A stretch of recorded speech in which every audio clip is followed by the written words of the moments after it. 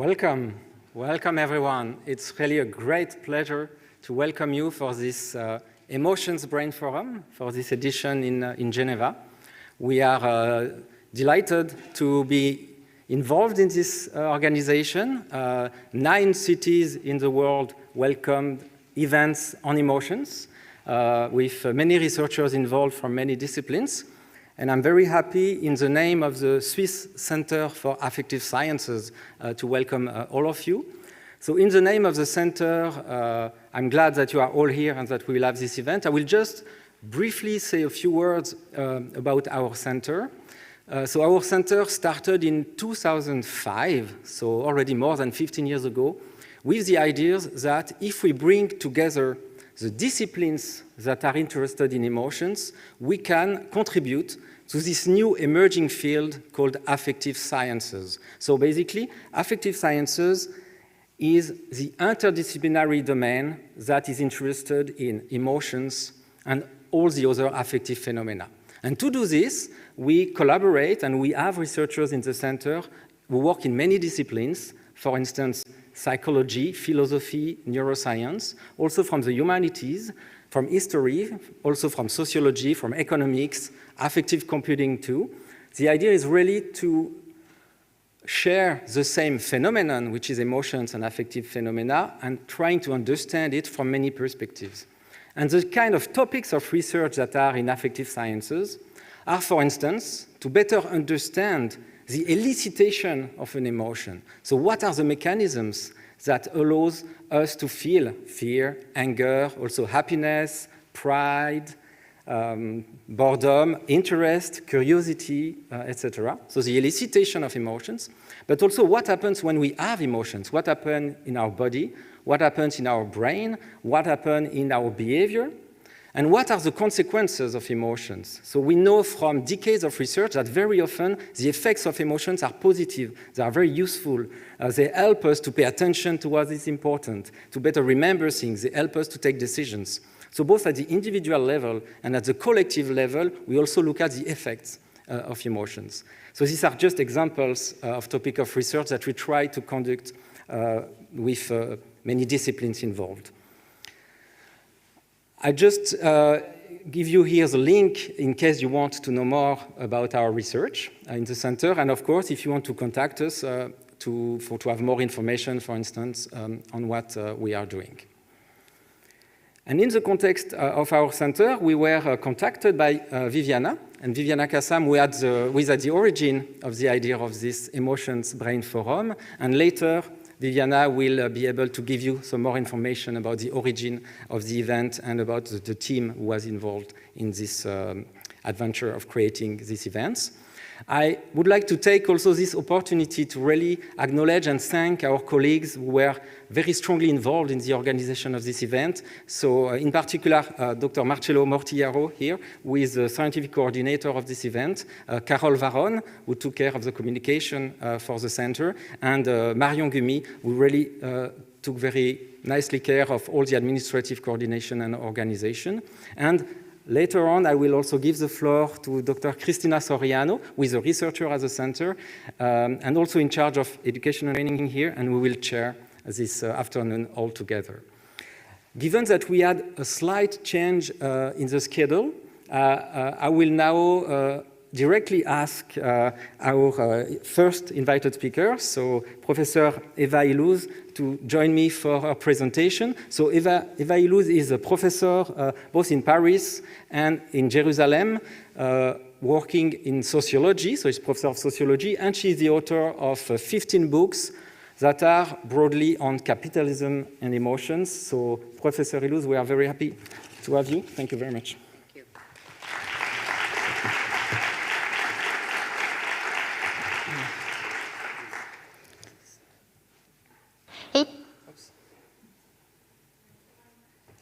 So, yeah, I'm a dinosaur. I don't do PowerPoint. I'll just use words and paper. I want to thank very much Viviana Kassam, who I think is the living spirit behind this conference. She has been absolutely wonderful, and without her, I probably would not have been here. Thank you, Viviana. So I'm a sociologist. I'm a qualitative sociologist, which means that what you're going to hear is a study based on in-depth interviews with lots of actors and analysis of political speech and analysis of Facebook posts. It's based on a book that just came out in French, not yet in English, and in German. And of course, you know, for the sake of brevity, I will give you only snippets of it. In a lecture he gave in Vienna in 1967, the great Jewish German philosopher Theodor Adorno offered his audience remarks strikingly relevant to our times, and this despite the vast differences which separate us from his period. Although fascism had officially collapsed, the conditions for fascist movements, he averred, were still active in society. The main culprit for this was the still prevailing tendency towards the concentration of capital, which, he says, makes the bourgeois who are downwardly mobile, who are losing because of this, develop a kind of hatred of socialism, or what they call socialism, and in doing that, they lay the blame for their own downgrading, not on the economic system, which causes it, but on those who are critical towards the system in which they themselves once had status. So in these short lines, Adorno packed some of the key insights of critical theory. Fascism for him is not an accident of history. It is not an aberration. Rather, it works inside democracy all the time and is contiguous with it. It is, to use a worn-out metaphor, a worm lodged inside the apple. It rots the fruit from within, and it is invisible to the naked eye. And what makes such continuity between fascism and democracy possible are invisible forms of distorted or incomplete thinking to be found in the ways in which we build causal frameworks. These are my words. In the ways in which we make events intelligible, the ways in which we attribute blame, pointing to what, in another context, the Yale political scientist Jason Stanley has called flawed ideology. A flawed ideology, as Stanley defines it in his book How Propaganda Works, robs groups of knowledge of their own mental states by systematically concealing their interest from them. I want to focus on just one aspect of the complex array of reasons and mechanisms through which groups of people become robbed of the knowledge of their own interest and mental states. That is, the perception of the social world through flawed causal frameworks, that is, false explanations of the social world. If we want to understand, as Adorno suggests, why some frameworks can come to distort our perception of the social world, why we are unable to correctly name a real malaise, we must push Adorno's thought to new realms and grasp more firmly than he did the intertwining of social thought with emotions. Only emotions have the multifold power to shape motivation, to compete with self-interest understood narrowly as economic self-interest, and to ignore empirical evidence in order to maintain the consistency of the story we tell ourselves. So to be sure, emotion here, I don't view emotion as either fully rational, since they often disregard self-interest, and I don't view it also as irrational, since they often express one's position in the social world, and almost always these emotions are able to produce good reasons or reasons for what they feel.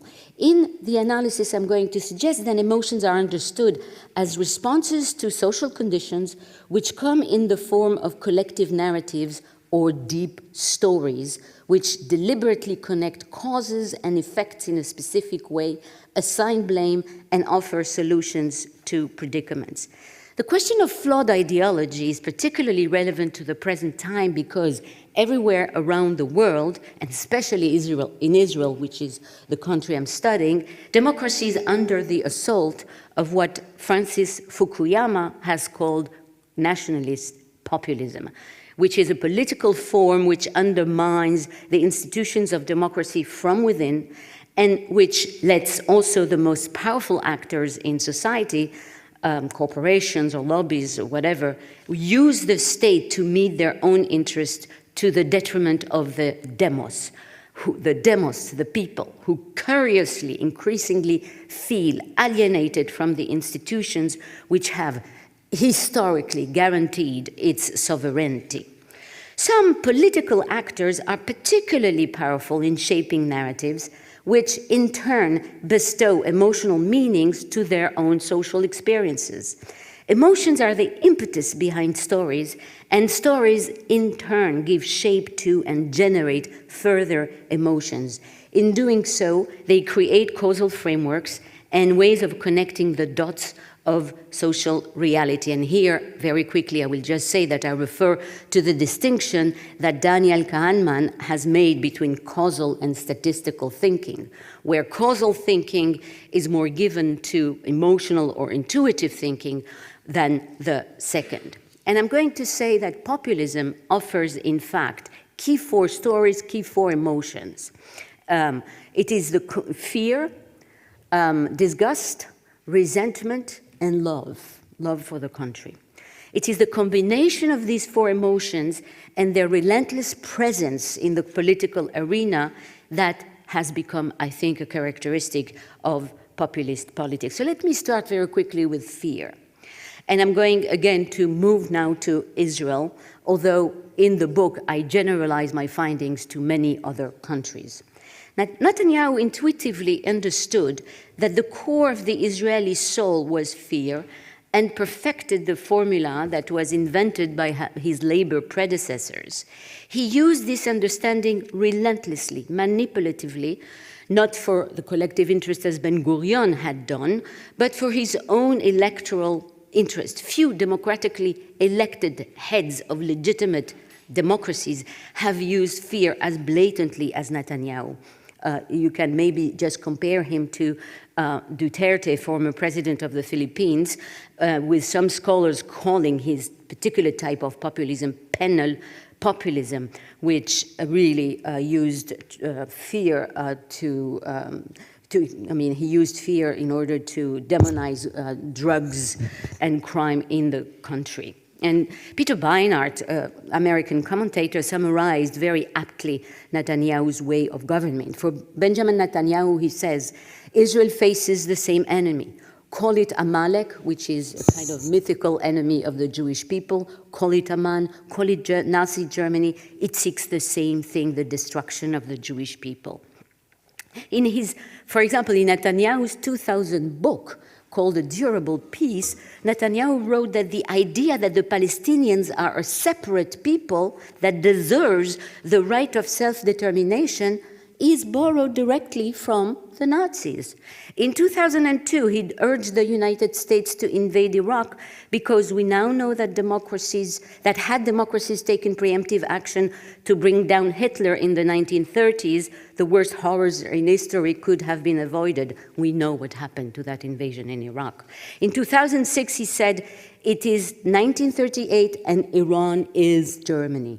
In 2010, he vowed that we won't forget to be prepared for the new Amalek, that is the eternal figure intent on destroying the Jews. So he said, we won't forget to be prepared for the new Amalek who is making an appearance on the stage of history and once again threatening to destroy the Jews. In 1944, Netanyahu had cast Yitzhak Rabin as a traitor and shrouded the Oslo Accords in a climate of fear. He demonized Iran by combining it with the mouth-shutting analogy of the Holocaust. And he made up the historical lie that the Palestinian Mufti in the 1940s and 50s was the first to think of the Nazi final solution. At the Munich Security Conference in 2018, Netanyahu spoke about the Holocaust, and at the Yad Vashem conference of the same year, he talked about security, blending perfectly security and the Shoah. And he did this all over, constantly. In 2015, he spoke to the American Congress, and he started his speech by comparing Iran's regime to Amman, to Amalek's genocidal, who is Amalek's genocidal heir from the Book of Esther, and ended up, of course, comparing it to Nazi Germany. The days when the Jewish people remained passive in the face of genocidal enemies, he declared, those days are over. So once he cast political and diplomatic issues as threats of annihilation, of course, Netanyahu obliterates any discussion of political or diplomatic strategies. Instead, he creates two camps, one that defends the survival of the state, another one that threatens it. And this is, in fact, how fear or emotions work. They address their object in an immediate way and tend sometimes to overwhelm calculative thinking. Fear enabled him to cast Arab parliament members and human rights left-wing NGOs as dangerous, and Netanyahu did what fascist leaders routinely do, that is, draw a straight line between external enemy and internal rival. He brought fear inside the borders of Israel. These were not anymore the outside nations, but the enemies were inside, and cast the left-wing parties and their Arab partners as enemies, equivalent to the outside enemies. So fear makes it virtually impossible to think in terms other than security, enmity, force, power, survival, and crushing the enemy. Such political agenda renders plausible, then, the delegitimation of the liberal left, and is undoubtedly responsible for the fact that the left is now only a tiny and marginal fraction of Israeli politics. This is evinced by the Israeli chapter of Amnesty International. I interviewed Moran Avital and Yariv Mohar, two activists, and in a report that they published, they state that on the basis of research as well as conversations with government officials and ordinary people, they have found that the idea of human rights is often viewed in Israel with suspicion because it is antithetical with security. And by the way, I also interviewed Ami Ayalon, who was a former head of Shabak, the secret services. I had access to him, and his interpretation of Israel is that Israel is, under Netanyahu, is consumed by the feeling of fear. Second, disgust. Disgust is the emotion, it's a very key emotion that is also at work in populism. And I think disgust deals with the relationship between majority and minority. If fear is the privileged emotion of tyrants, disgust is the privileged emotion of racists. The British anthropologist Mary Douglas made a stunning suggestion.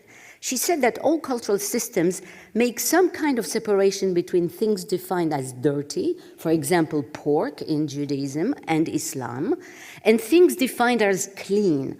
Dirt, Douglas claimed, is not about real dirt. It is first and foremost symbolic, and it is defined by the fact that it deviates from an established symbolic order. In themselves, for example, this is her example, shoes are not dirty. But if you put shoes on a table, they become dirty. It becomes disgusting because it contravenes to the order by which we normally separate between cleanliness and dirt. As Douglas observed, religions not only revolve around a sense of the sacred and the profane, but they also revolve around providing a symbolic order which make certain things dirty and impure, and designate others as pure, and you're forbidden mixing between the two. In the last 2 decades, Israel has seen the burgeoning of a new normative entrepreneurs whose vocation has been to change, I think, the values and content of liberal morality. Liberal morality is defined broadly as universalist. It views all human beings as equal. It aims to foster a fair relationship between majority and minority, and it believes in the separation of religion and the state in order to do that. These new moral entrepreneurs have decided to change the content of the public sphere by promoting new forms of disgust. They are what I call disgust entrepreneurs. And they have created all kinds of organizations whose really function and aim is to create, engineer, and reinforce disgust between social groups. They represent the point of view of various religious and religious nationalist factions, and they are heir to Kahana's ideology. Rabbi Meir Kahana was an American rabbi who emigrated to Israel and whose party was forbidden in 1988 by the then Israeli Knesset because it was deemed to be completely outside the allowable discourse of a democracy. It was banned by all parties, including the most right-wing people of the Likud, who could not stand his ideology. But in fact, he operated a small ideological revolution in Israel, and you have all kinds now of organizations which represent his ideas. For example, the Lehava organization, which was founded in 2009, is an acronym for the prevention of assimilation in the Holy Land.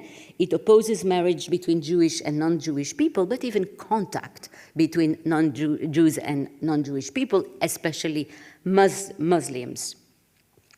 And by the way, Smotrich, who is poised to become a minister in the government that is going to be created, once famously declared that he did not wish for his wife to give birth in a hospital in the same room as an Arab woman.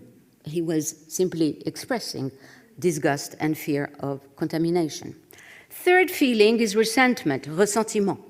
The third key dimension of populism is to claim that urban, cosmopolitan, progressive people are the real elites that control society, and that these people are actually responsible for the inequalities that people are experiencing. And in fact, it resonates with the fact that all over the world, working class and middle class people have been struggling for the last 2 decades with real downward mobility, and with the spectacle of increasingly rich cities. This actually in Israel comes in the background of a real story, which has to do with the fact that Jews who came from Arab countries in the early 1950s were actually really discriminated by the socialist labor parties that were in power then. In 1977, Menachem Begin was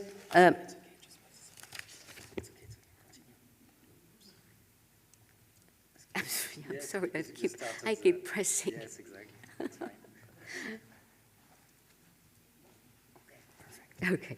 So in 1977, Menachem Begin was elected because he was the first to really articulate the resentment of this working class Jews who had been discriminated against because they had come from Arab countries. And now 3 things are worth noticing. While Arabs in Israeli societies are in many ways far more discriminated against than Mizrahi Jews, this is their names, by the sheer fact that they are not Jewish, they are much more excluded from the body politic, their social and political condition actually never translated into ressentiment, while this was indeed the case for Mizrahi politics, suggesting that ressentiment derives from a fundamental assumption of equality, and an assumption that Israeli Arabs cannot make. The second interesting fact is that in terms of actual policy, the right, and by the way, I just want to add that these Mizrahi Jews have been a very steady constituency for the last 50 years, I would say. A very, very steady constituency of the right and even the extreme right. So the second interesting fact is that in terms of actual policy, the right did not improve their conditions. While salary gaps between Mizrahim and Ashkenazim have slightly diminished Many studies have found that the children of Mizrahi immigrants were 3 times less likely to attain higher education. In 2012, among the urban population of Israel, second-generation immigrants of Mizrahi descent earned salaries only slightly higher than the average Israeli salary, while second-generation immigrants of Ashkenazi European descent earned salaries which were 42% above the average, suggesting that, in fact, very little had been done to alleviate social and economic disparities between the two groups. And Netanyahu's neoliberal policies have deeply accentuated inequalities for the last 20 years in benefiting mostly, in fact, Ashkenazi groups. For example, he gave incredible advantages to the high-tech industry, which is almost overwhelmingly populated only by Ashkenazi. Thus, if the right represents the Mizrahim, it is only for symbolic reasons. It provided them with greater symbolic status based on the incessant claim that they have been victims of a historical discrimination whose memory is constantly rehearsed, a claim which is ironically substantiated, in fact, by the accentuation of inequalities, with the neoliberal right has never done anything to diminish. In other words, inequalities which should have long been the responsibility of the various right-wing policies that have been in power for the last 40 years are still credited to the long-defunct left-wing rule, illustrating how resentment is built around memory of past injuries and is able to transcend the concrete present of persistent inequalities. Yasha Munk, a political scientist, has argued in a comparative international studies that populist leaders last on average much longer than non-populist leaders. And I would argue that this longevity may be explained by the fact that such leaders are able to activate and keep alive the memory of past wounds in a way which feeds into a form of wounded collective consciousness. Despite the fact that Mizrahi constituency increasingly had a massive access to political representation through the Likud, the political discourse addressing Mizrahim in Israel incessantly ruminates feelings of exclusion and discrimination. Ressentiment is the feeling par excellence of rumination. For example, just one example, and I will finish with this emotion. In the days leading up to the election of April 2019, it was revealed that the Likud campaign has used bots on social media networks to promote their messages. This incident showed the ruthless tactic employed by the Likud. But instead of distancing himself from this affair, Netanyahu embraced it and turned it around and hammered the idea that the mainstream media and the left-wing parties saw Likud supporters as bots, not as humans. Netanyahu released a propaganda video which listed the insults that had historically been thrown at Likud supporters, that is Mizrahim, which utilized the image of Mizrahim as primitive and simple, riff-raff, as animals, primitive, etc. And to this, he added the new insult of bots and encouraged his supporters to vote Likud as a protest against their historical oppressors. That is ressentiment at its best. And finally, love of the country.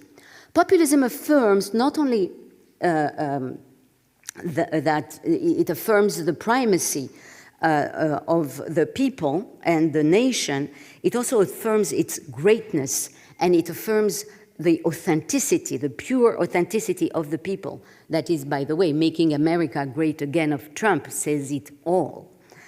So even though early Zionism relied heavily on religious symbols and was forcefully patriotic, it was also secular, at least in the sense that it attempted to create a common culture based on secularized religious symbols. The populist ideology of Netanyahu continued this nationalism but changed profoundly its content, making it lean more literally on religious symbols, laws, and principles. He is, by the way, himself totally secular. He thus smoothly incorporated the biblical land of Israel within the modern Israeli state.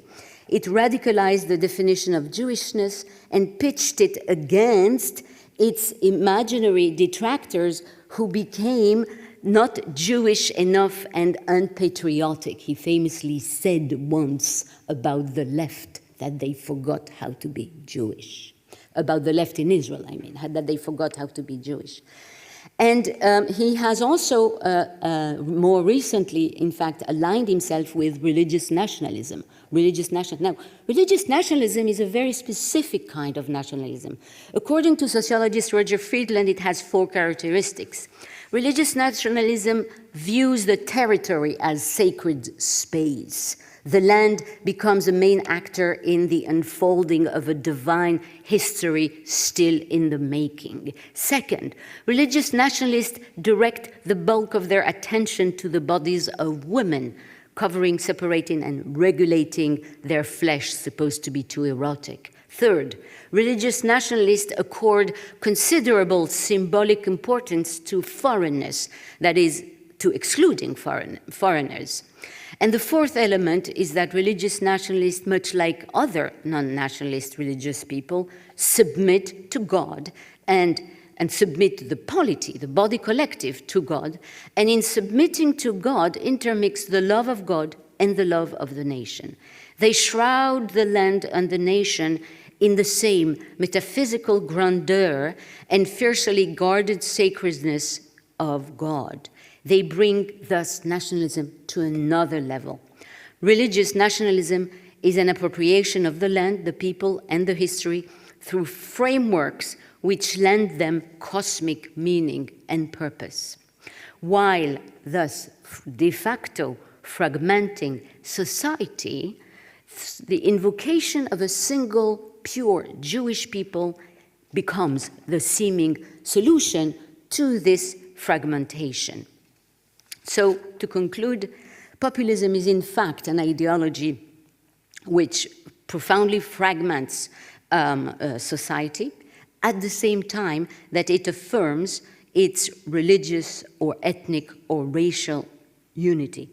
It wants to renegotiate relationship between majority and minority. It does this by creating inner enemies inside the body collective. It separates between groups, whether by designating them as illegitimate elites or as dangerous barbarian others. And it does this through stories which contain and articulate these 4 powerful emotions I mentioned. It gives, and in giving shape to these stories, it also gives life to these emotions, making actually the people who hold them have much more fixed and congealed identities. Thank you.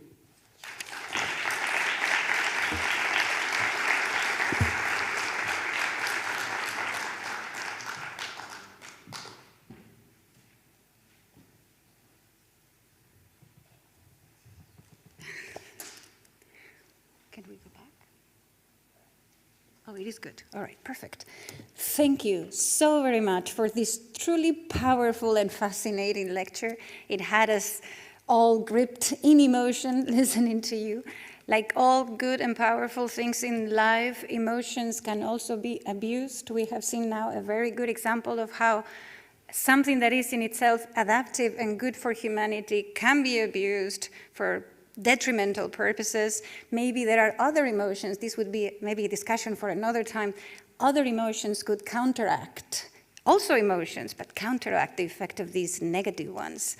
And you are, of course, wondering who I am and what I am doing here. My name is Cristina Soriano. I am a researcher at the Swiss Center for Affective Sciences.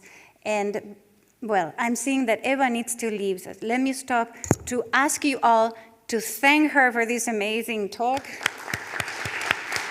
Thank you, Eva. Thank you so very much. Voilà, I would like to start by thanking all of you present in the room. I'm eyeballing a good 150, 200 people. This is fantastic. I also would like to thank those of you watching us from anywhere else in the world, watching us online. and everyone welcome to this celebration of science, celebration of women, and above all, celebration of emotion, because that's what brings us all together. This is the 9th and last of a series of events all over the world that have brought together researchers, essentially in neuroscience, today is a little different, to discuss emotion. Research carried out by women. And there are good reasons why this is the case. And the president of BrainCircle Italia, which is the institution that's behind this event, will come in a few minutes to tell you all about the raison d'être of these events. Each one of them was devoted to a different topic. The topic today bringing us together is emotion, cognition, and behavior. And there are also good reasons for that, because emotions are tightly linked to the way we think, and that goes a long way into explaining how we behave. And emotions, contrary to what was believed for the longest time, can be the object of scientific inquiry in sophisticated and well-controlled ways. And they have been attracting the interest of more and more disciplines ever since the 1980s, and giving rise to what we now refer to as the affective turn, or the affectivism in general, even the affective revolution in scientific practice, which is finally bringing emotions back to where it should be, namely center stage in the study of cognition and of behavior among humans. There are many disciplines involved in this endeavor, and our director of the center, David, at the beginning already mentioned many of them. This event was mostly devoted to neurosciences, but in the spirit of our center, we wanted to complement that crucial viewpoint with other viewpoints from other disciplines. So we already saw sociology, we are also going to see psychology, and we are also going to see philosophy. Voila, and one more thing I need to say. Our menu is pretty full today. We have a lot of ground to cover, and we will not be taking questions from the audience after each individual talk.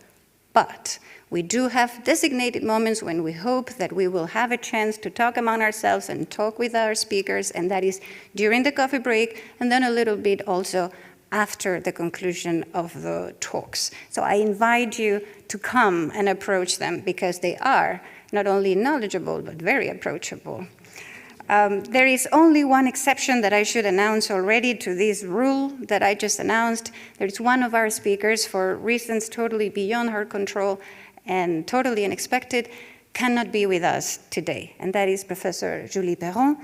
But fear not, because she kindly agreed to have her talk video recorded, so we will still be able to see her, we will still be able to hear her, we will still learn about the cognitive and affective consequences of long COVID, as we had always wanted. Voila.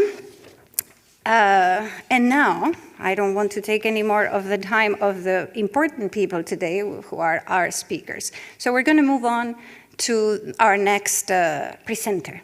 In this case, we have Lisa Bortolotti, who is professor of philosophy at the University of Birmingham. Oh my goodness, absolutely, thank you for, I'm missing an important detail. And this important detail, of course, is the president of BrainCircle Italia, Viviana Kazam, the origin of the idea. Please join me here and tell us about this wonderful initiative. Thank you.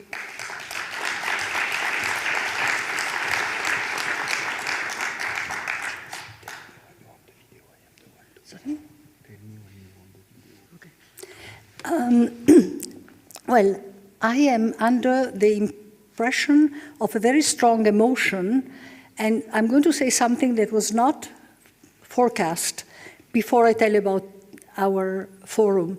And the emotion was listening to Eva Luz, and I agree with her ideas, but I must say that as a Jewish person and very linked to Israel, even though I do not appreciate at all Netanyahu politics, I feel in a way that taking again Israel as an example of evil hits me very strongly, and I don't know if other people that are linked to Israel that are here felt the same. It is true, Netanyahu policy is a very nationalist, populistic, religious, and we all criticize it.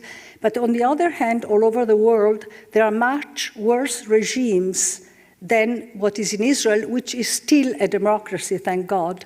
And so I feel that my emotion now is to share this with you, even though I was not supposed to do so. Thank you. And now let me tell you why we are here today. This is the last appointment of our Emotions Brain Forum. And it started, I'm working in the brain field and in disseminating knowledge about the brain since maybe 15, 16 years. It started with the Hebrew University of Jerusalem, who arranged a meeting of brain scientists in 2006, I think. It was the first one. And I was shocked by the interest of this field that at that time nobody really was talking about. So with Rita Levi-Montalcini, whom I happen to know, we decided to make an association, BrainCircle, linked to the Hebrew University and to ELSEC, which is a center of neuroscience of the university, to disseminate this knowledge with a large public, and also especially in young people, people not in the field, because we felt that brain regards each of us as an individual. After many years of organizing events, I realized that myself, I was inviting especially men. And I am very aware of women's situation all around the world. And I was wondering why. Why are all the speakers in my events are mostly men, and also in most other scientific events all over the world. And I started to think, are there interesting women? Are there great women that could talk and are not given the possibility? And therefore, we started thinking of making a conference with women all over the world, the most brilliant and interesting scientists. And I was looking for a sort of fil rouge that would link all the, presentation. I didn't want to make the women conference. And we realized that emotions is a very important field of study for women. And this is very, very interesting because till about 30 years ago, emotions were still considered a bad quality of women's mind. This started with the Greeks and maybe even before. For Aristotle and Plato, women could not have a part in democracy and in society, could not vote, could not join society in a position of action because they were victims of their emotions. And therefore, they were not reliable. You couldn't account of them. They could have erratic behavior. And it took 2,000 years to get over this. And the study of emotions as a positive and important part of our behavior and cognition really started only about 30 years ago, together with the process of women liberation. Till we had a letter that we found out that I think was from 1968 in Italy, where a very important member of parliament said women could not become judges because they are so victim of their emotions that you cannot expect them to make a positive, objective judgment. How can they? And this was called grace against justice. Women should be beautiful, stay home, and not try to make justice. Obviously, in Italy now, over 50% of the judges are women. So this was very interesting. So we thought that we can sort of flip-flop, the stereotypes, and having women talk about emotions. And obviously, women have a great expertise of emotion. And I personally think that emotions are necessary now to face the challenges of the new millennium.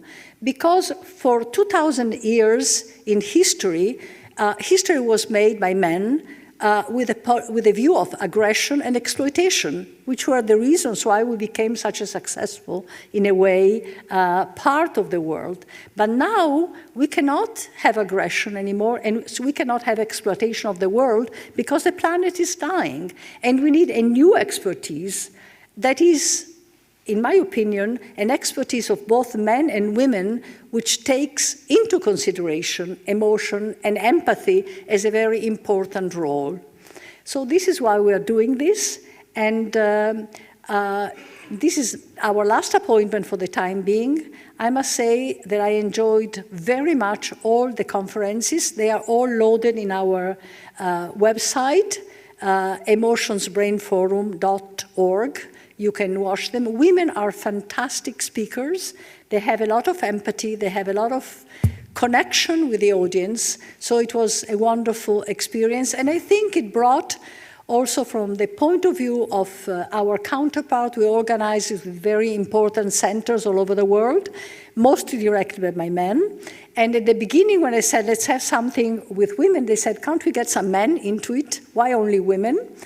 And at the end, they said, you know, you're right, and we realize ourselves how it is important to bring women forward.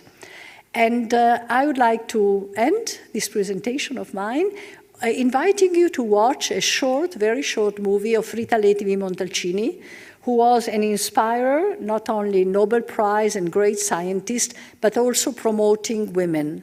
And this is a talk she had actually in the Hebrew University of Jerusalem with young women scientists, I think about 30 years ago. Enjoy it. Nice to meet you. I come from China, and my question is following. What do you think about the importance of women in future research? You know, if I understood your question, you have never to worry about this point, because it may change one day from the other. Now women can do what I could not do when I was a young woman like you are now. So you have not to worry, women should not, as the future may be very different from what we suspect it will be.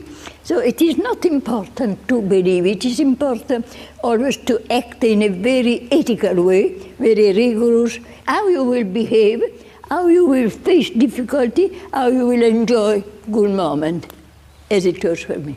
When you started with research, which problem did you face because you were a woman? For women it was very difficult, almost impossible, to be a scientist or a social person and good mother, good wife. Should they have no interest in being a professional worker, being women, they should be raised as future mother, wife and mother.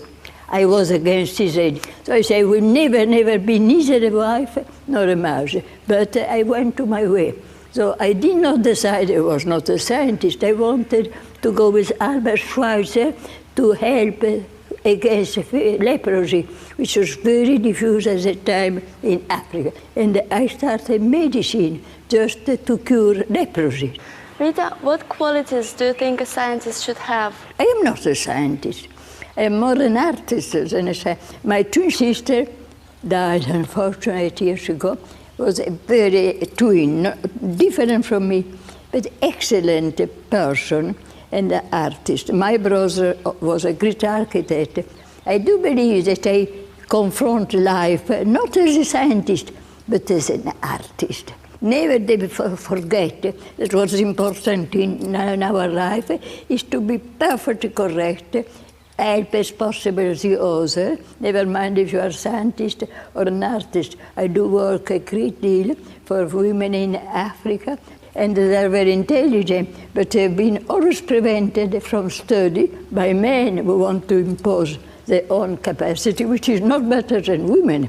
Intelligence is equally well distributed between men and women, even if the approach of problem is different. I'm from Italy, and despite my young age, I already had to go abroad working. But I have the dream to come back in Italy and help my country with my job. So you think one day I can come back and work in Italy? Of course, you can do very well, because in Italy we have excellent people, top, really. We have no problem about intelligence. Italians are very intelligent. It's a gift from Italy and many other countries. So you can find, if you have any desire to know, you can come to see me in Rome if you want. Do you have any regrets of what you've done in your life? What's it? About what you've done in your life, even though it's a really, you did really, really great things, but have you got still some regrets? No. Nothing? Never. Never? I don't care about living long, doesn't make any difference. I do believe I had good luck to discover the inject. Life does not end with your death. What it will survive to you is the way how you send program to other people. I mean, immortality is not your body, which of course is going to die too. I didn't care about dying, because what is important is the message that you give to other people. This is immortality of human being. So when you discovered first NGF, yes, were you thinking that it would have come to have such a big importance in all the possible No, fields? I knew it was very important against the dogma of the time. I was against dogma, and I said, no, we are not programmed like an insect, because everything changed depending on the environment, if good or bad. The race do not exist, the racist, unfortunately, exist.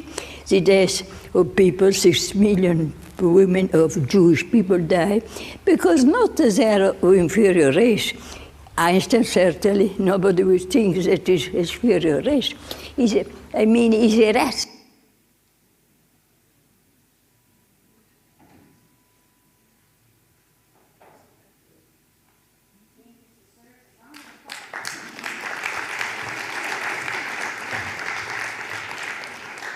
This really was the best possible way to get us started. This message of enthusiasm, this message of freedom, of hope in positive change, of self-assertiveness and self-trust, and a message of inclusion is exactly what we believe in and is what we are trying to enact.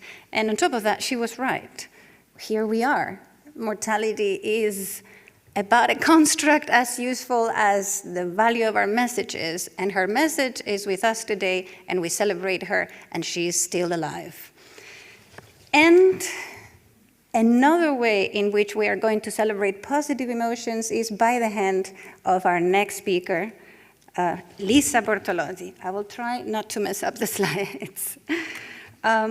Lisa is professor of philosophy at the University of Birmingham, but she's also affiliated both with the philosophy department, obviously, but with the Institute of Mental Health in the Faculty of Psychology at the same university. And this combined expertise of philosophy and psychology also transpires in the fact that she's editor-in-chief at the moment of the journal Philosophical Psychology. Lisa is from Italy, like Rita. She studied in Bologna, in London, in Oxford, and finally in Canberra before arriving in Birmingham.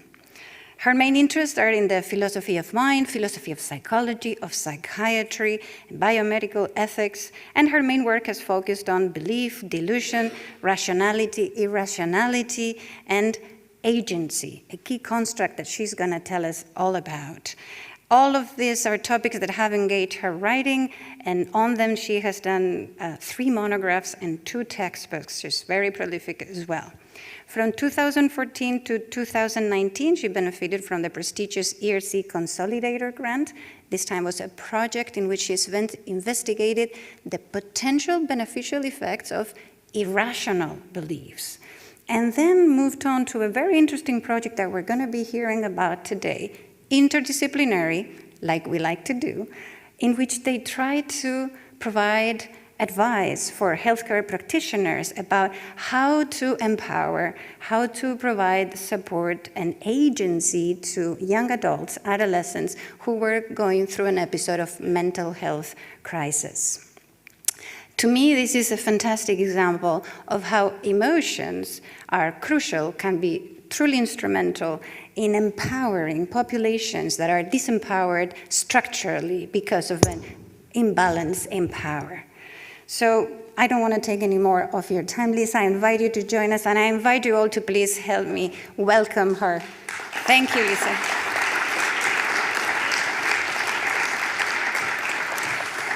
Thank you very much for this wonderful introduction, and I'd like to thank BrainCircle for organizing this series of events, and of course the local organizers here in Geneva for having me.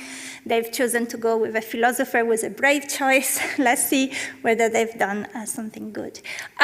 So the other thing that really moves me is to participate in an event that is dedicated to Rita Levi-Montalcini, which, of course, as a young Italian woman, was a very important figure in my life, and something that always provides inspiration. The project I'm going to discuss today is a truly interdisciplinary project.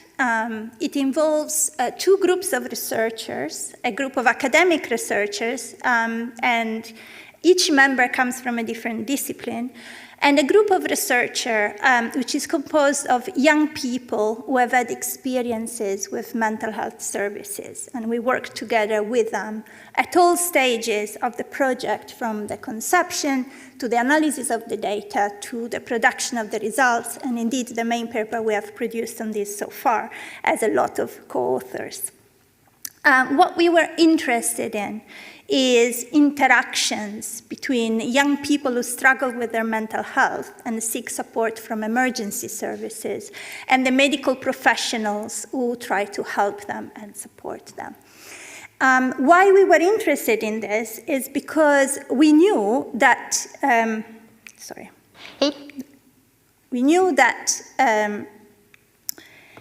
there is a risk in all interactions that involve people with imbalances in power, that the person who needs the support, who needs the expertise, is going to be in a vulnerable position, especially if there are aspects of their identity that are associated with negative stereotypes. So in the case of young people who struggle with their mental health, we thought there was a layering of different stereotypes that might affect the way in which practitioners deal with young people. And indeed, before even starting analyzing the data that we had, we produced a paper where we tried to think about the risks that there may be in this kind of interaction.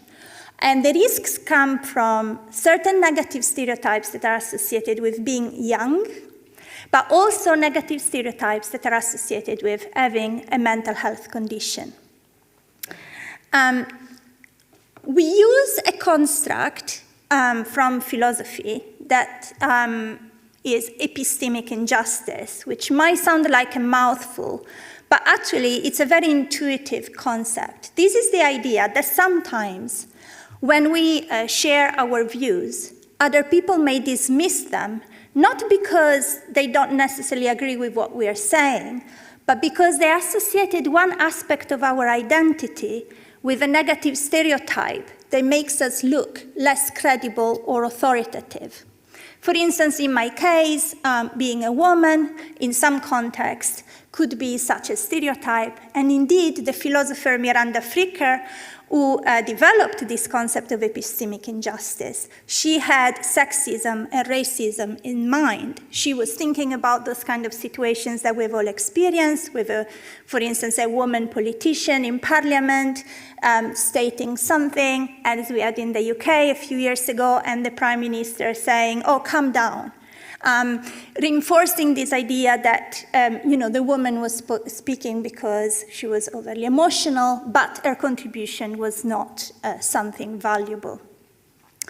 Now, the notion of epistemic injustice, I think, is extremely interesting because the thought is that we are all agents. So agency is just the capacity to intervene in our physical and social world and to pursue our interests and our goals. Of course, we don't always achieve our goals, but we have this potential to try and pursue the things that interest us. And we need support, of course, from other people, and we need everything else to cooperate. It's not just a question of capacity, but we do have this initial power. In the epistemic area, which just means when it comes to knowledge, we have the capacity to produce knowledge and to share knowledge, to contribute to collaborative projects. And in the case of young people, very often, there is an assumption of immaturity or lack of experience that might affect how we take their perspectives, how much consideration we give to their contribution. And in the popular culture and in the popular press, sometimes we hear young people described as snowflakes when they show no resilience, for instance, or drama queens, the idea that they try to attract attention to themselves when that attention is not justified. And there could be, nothing further from the truth. I think the pandemic really demonstrated how amazingly resilient and creative young people have been, trying to find new ways of communicating with their peers in a situation that was absolutely unsettling for them. In addition, having mental health problems is seen as one reason why people might dismiss your perspective or might think that you don't have anything valuable to contribute, especially when, for instance, young people experience unusual beliefs or have distressing experiences, as it could be with psychosis or with depression. Their capacity to produce and share knowledge is questioned even further because the idea is that they don't have a good grasp on reality. So if they describe their experience in a certain way, we can doubt that description. However, that's not empirically justified. We know very well that even people who have experience of psychotic symptoms, who are depressed, are perfectly reliable and rational in most aspects of their lives. And the fact that they do have a mental health issue doesn't mean that they shouldn't be listened to or they shouldn't be given a voice, especially in issues that concern themselves and their own well-being. So our idea was to come up with a framework where we could help mental health practitioners to safeguard young people's agency, young people's capacity to contribute to knowledge and to share their experiences in the context of clinical encounter. We had an amazing set of data. It was videoed, recorded interactions, real-life interactions between healthcare professionals who were providing emergency services, mental health emergency services, and young people. And we observed those interactions with the group of academic researchers and researchers with lived experience. We looked at the transcripts. We discussed how the interaction was going and what effects that it had on young people. What we also did is using a method that is called conversation analysis, where we paid attention not only to what was said, but how it was said. So the gaze, for instance, whether the practitioner was looking at the young person directly, whether there were any pauses, any interruptions, what the bodily language was saying. And we noticed how the young people in the encounter reacted and responded to the healthcare professionals' attitudes. Whenever the healthcare professional was asking a question, for instance, wanting to know more about their experiences, they would open up and share a lot more about what was going on in their lives. But whenever the healthcare professional was trying to re-describe their experiences in a different way, or was interrupting them, or suggesting that they didn't really need support, the young person would close up. And unfortunately, these kind of reactions are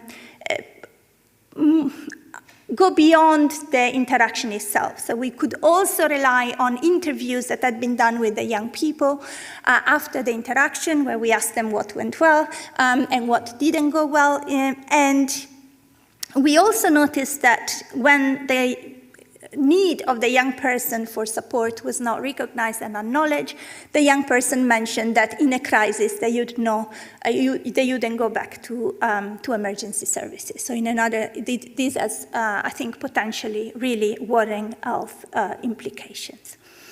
So our main finding, I guess, it's not a surprise for anybody here, is that communication really matters. So how healthcare professionals talk to young people, whether they give them a voice, really makes a difference to how the interaction goes, and how the interaction goes makes a difference to whether the young person follows the advice of the healthcare professional and whether they seek help in the future.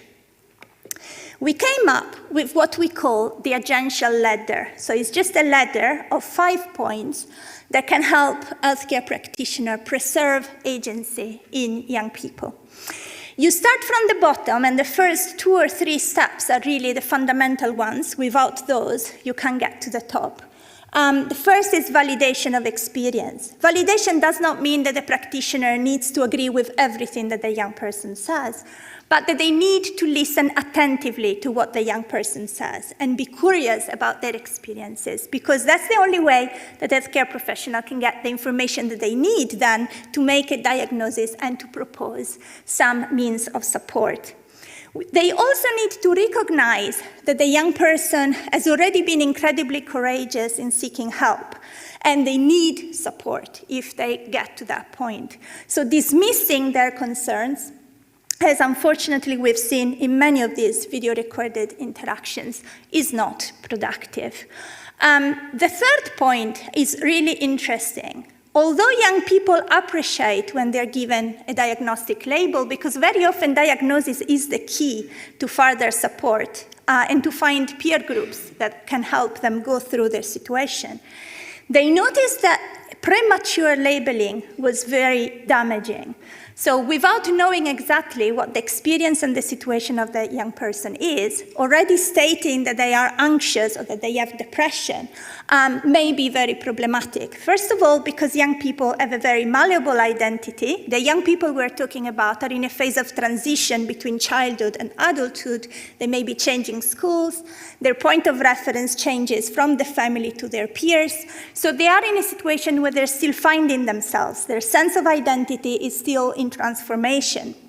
And so being told that they have a condition that they may think of as something chronic or something that cannot be easily overcome will change their self-esteem and their view of themselves. So the idea is, don't think of me as a problem. I'm not just the problem. I'm not just a depressed person. I'm not just a person with schizophrenia. Think of me as a person who may benefit from certain types of support. The last 2 steps are the more, I would say, philosophically interesting, but also they couldn't get off the ground without the first steps. And this is really manifestation of agency. Initially, we were thinking about talking about responsibility in the young person, responsibility that would help them to take charge of their mental health journey. But we thought the responsibility was not the right concept, because our young researchers reminded us that very often responsibility is associated with blame. And very often in these interactions, unfortunately, we saw practitioners blaming young people for their mental health crisis or for the way they were dealing with them. So we thought that we needed a different concept, recognizing that we are never alone, we are never entirely responsible for what happens to us. And so we decided to go with affirming the capacity of the young person to contribute to positive change. Recognize that maybe they've come already a long way by seeking help, and empowering them to think that there is more that they can do with adequate support, not by themselves. And finally, involvement in decision-making. The last bit of the interaction is usually about what comes next. What can I offer you? In that interaction, we have to avoid the practitioner just providing a solution already packaged for the young person to take home. We have to make sure that the interests and preferences and the history of the young person are taken into account in that decision. Of course, the young person doesn't want the practitioner to just give away responsibility for that part of the interaction, because expertise is fundamental, but they want to have a voice. So validation is about showing an interest in the young person's experiences and recognizing their need for support. And these are the top tips. They come directly from the people with lived experience who watch the videos with us. Just saying, I can see you're struggling, can make all the difference. I still want you to acknowledge my distress, even if you can't offer me services. Don't downplay or contest what I'm feeling. So this is super important. In some of these interactions, we really saw the practitioner trying to re-describe how the young person was feeling. There was one case of a young man saying, I feel miserable. And what the practitioner kept telling him is like, but you don't look miserable. You don't behave like someone who is miserable. Are you sure that's the right way of thinking about it? So really attempt to make the young person see themselves differently. Just because I look okay doesn't mean I'm feeling okay. That really speaks to me because as many academics, I teach young people. And very often, some of these young people who were looking for support were being sent to emergency services by counseling services at university. These were university students, very articulate. But the more articulate they sounded when they were explaining their situation, the more adjusted, the less the practitioner thought they would have anything to offer to them. But the fact that someone, is articulate and can explain what's happening to them or has got family and friends doesn't mean that they don't need support from services. And finally, what we were saying earlier, communication matters. I can tell if you're taking me seriously by your body position and tone of voice, so everything helps. Very often we could hear patronizing tone, for instance, in the practitioner, and the young people pick on that immediately. So these are other quotes from our young researchers. You're really distressed, you are in a lot of pain. I think that kind of acknowledgement alone can be really powerful for someone who feels like they are completely alone, isolated, and they don't feel like they even have control over their own mind. Some of the young people that we interviewed said, after a positive encounter, because there were also very positive encounters, this is the first time in my life I feel someone has really listened to me. So that was how powerful the encounter was for them. Avoid objectification is really trying not to treat the person as a problem to solve, which I think is a temptation, especially when services are under a lot of pressure with time and resources. So avoid reducing the young person to a diagnosis and recognize that they have complex needs.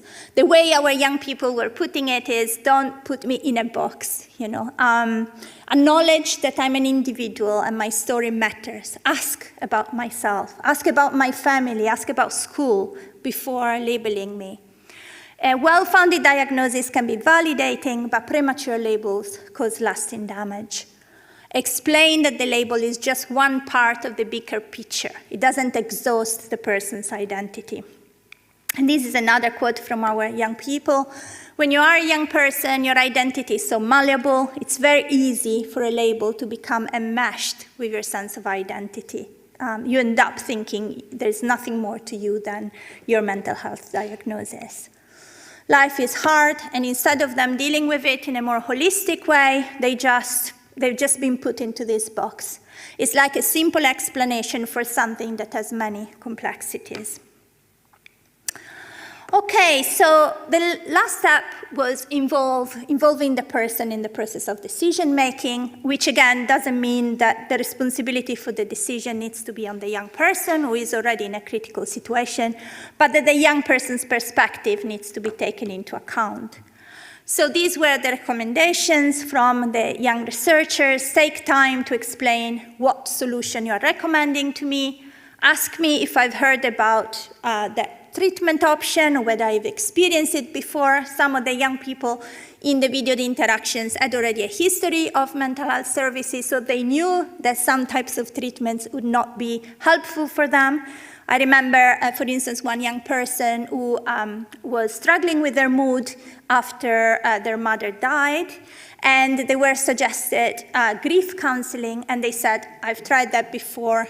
That's not for me. I don't want to talk about my mother over and over again. So this kind of contribution is really helpful for the practitioner to rule out some possible means of support that may not be suitable for some individuals. Ask about my concerns about treatment. It was another case where a person was not complying with medication. The person was actually blamed for doing that, but at no point the practitioner asked the young person why they weren't complying with medication, which also made it very difficult then for the practitioner to propose something else. Don't make up your mind about treatment before asking for my perspective. Don't ask me what type of treatment I need. So there is a very strong recognition that the healthcare practitioner is the expert. I prefer to explore and discuss this together. So it's a kind of collaborative enterprise, but it cannot be a collaboration if the point of view of the young person is dismissed. Be transparent about potential problems. I kept this for last because, as I mentioned, it was the most difficult for us to get around to. This sense that you can empower young people to contribute to positive change in their mental health journey without giving them entirely the responsibility for this. And the main point is really avoiding blame. It is problematic to blame people who struggle with their mental health for not complying with medication or for harming themselves. We saw a video that was incredibly distressing for us to watch, where a person who had attempted suicide was talking to a practitioner, and the practitioner kept making him feel guilty about the fact that he did that while in the house his sister was there, and his sister ultimately found him. And the practitioner kept saying, didn't you think about your sister's feeling, when you did what you did? And on top of, making someone who was already feeling very low, feeling bad about himself, what this did is communicate to the young person that his feelings were not important, that the feelings of everybody else were more important than his feelings. So it was very, very distressing to watch. So, it is important to refrain from blaming. At the same time, it is important to recognize that young people who struggle with their mental health can take some steps to improve their situation with adequate support. So, for instance, recognizing that they've already come a long way, recognizing that they've been brave to seek support is a first step towards that. So there can be more successful clinical encounters, and what we heard from young people researchers is that what they really need is empathy and curiosity. They need professionals to be interested in who they are and what their story is before recommending anything else or before labeling them in a certain way. So young people with distressing experiences and unusual beliefs can be treated like agents, like someone who can contribute to the conversation, who has a valuable voice. And they can, share their knowledge and make these decisions that the practitioner makes much better informed if practitioners remain curious and empathetic throughout the encounter. I think this is actually a bigger message than just youth mental health. I think in every relationship where there is a strong power imbalance because someone has the knowledge or someone has the access to services, it is important to think about empathy and curiosity as a way of safeguarding agency. It could be a mother and a child, a doctor and a patient, a student and a teacher, an expert and a layperson. It feels like the best approach is to let the person have a voice. That doesn't mean necessarily agreement, but it means that they feel valued and respected, and there can be more of a collaboration towards knowledge. I just want to acknowledge the team. So Rose McCabe, communication expert, was the PI in this project. Rachel Temple coordinated the young people researchers. Michael Larkin is a psychologist working on youth mental health at the University of Aston. Clara Bergen helped a lot with the transcription and the analysis of the transcription of the video recorded interactions, also background in sociology and psychology. And Matthew Broom is the director of the Institute for Mental Health at the University of Birmingham. He has clinical experience, he's also a philosopher. So as you can see, there is not just one academic discipline. It was really interdisciplinary group. And McPean Foundation, they facilitate research by young people with experience of mental health services. They've been fundamental to us to be able to get this methodology off the ground. And if you want to know more about the project, we have a lot of open access resources. research papers, but it's not everybody's cup of tea, but also podcasts and other type of resources, public engagement resources that you can find in the project website. Thank you very much.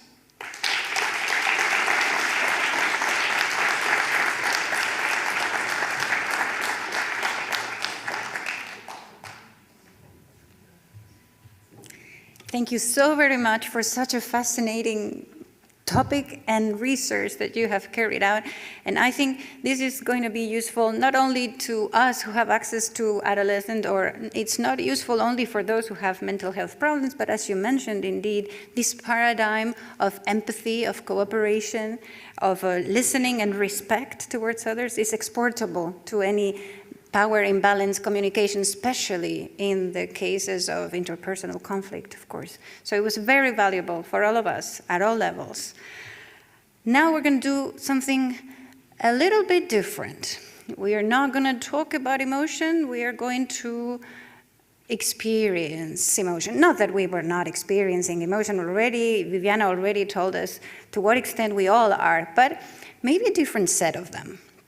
And this is going to be thanks to the participation of an artist among us today. I'm referring to Olga Kokcharova. She was born in Siberia, but she now lives and works here in Switzerland.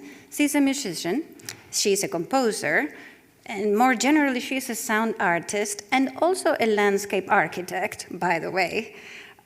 She declares herself fascinated by anything that is audible. And so she works both with synthesized sounds, electronic sounds, and with recordings, field recordings, and their interaction as well. She has experience also working in multidisciplinary teams, and in this case around the topic of space and landscape design or landscape architecture, where she contributes her expertise as a landscape architect, but also as a music artist in sort of exploring the role of sound in creating spaces and in making us feel things as a result of the sound experience in those spaces. In her intervention today, she works in collaboration with a second artist. And here I'm referring to Annette Schmucki, who couldn't join us. She is a Swiss composer who was nominated for the Swiss Music Prize in 2015. And for her, the musical aspects of language are as important as the semantic content of the words. So she plays with the quality, the phonetic and prosodic features of language. And what she did, in this case for us, for this special occasion, was to take the abstracts that the different speakers had created for their talks, and she extracted the words and the phrases that called her the most, and then artistically recombine them in a form of contemporary poetry that she then created, 3 poems based on those abstracts. And then Olga, collaborating with her, recorded Annette's own voice with these poems and created something else. So we will have then Olga showing us the voice of Annette and what happens also when the voice leaves us. And we're all going to experience the sound and the silence within and outside the words.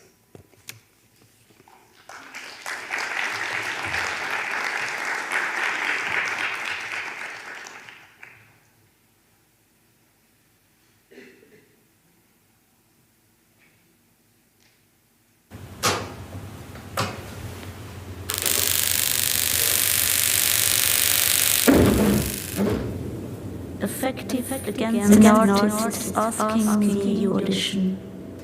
Bass. Better between body and brain. Close communication, consolidation, democracy. Describing, discussing,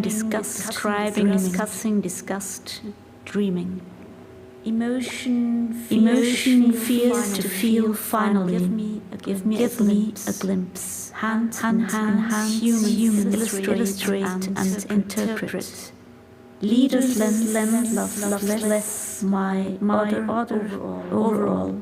perception, play, populism, proposal, quickly reaching the reliable role. Sense, significant smell. To talk, tender, to think and think through is underestimated. Vision, we, yet.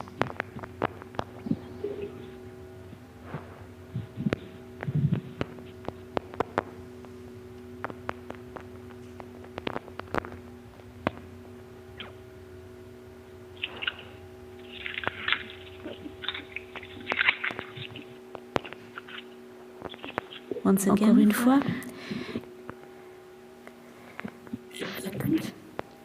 Clock, boat, gates, dream, truck,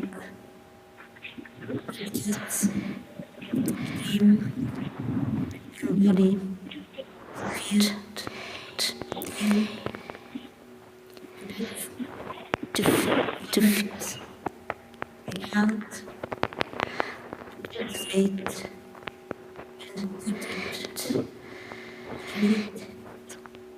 love,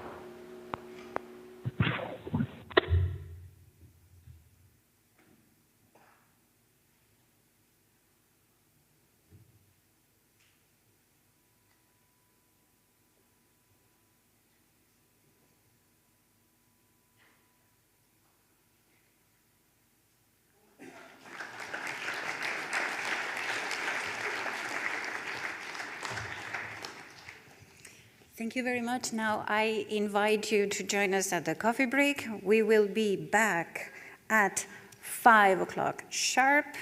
And in the meantime, it's discussion for us. Thank you.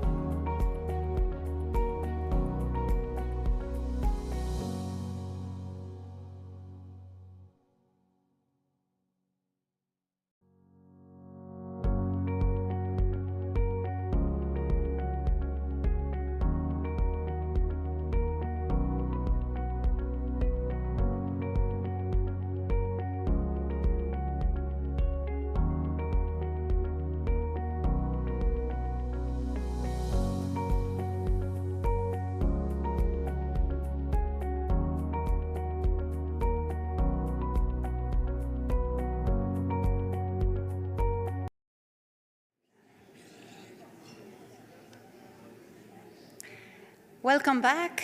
We are going to slowly but surely resume our celebration.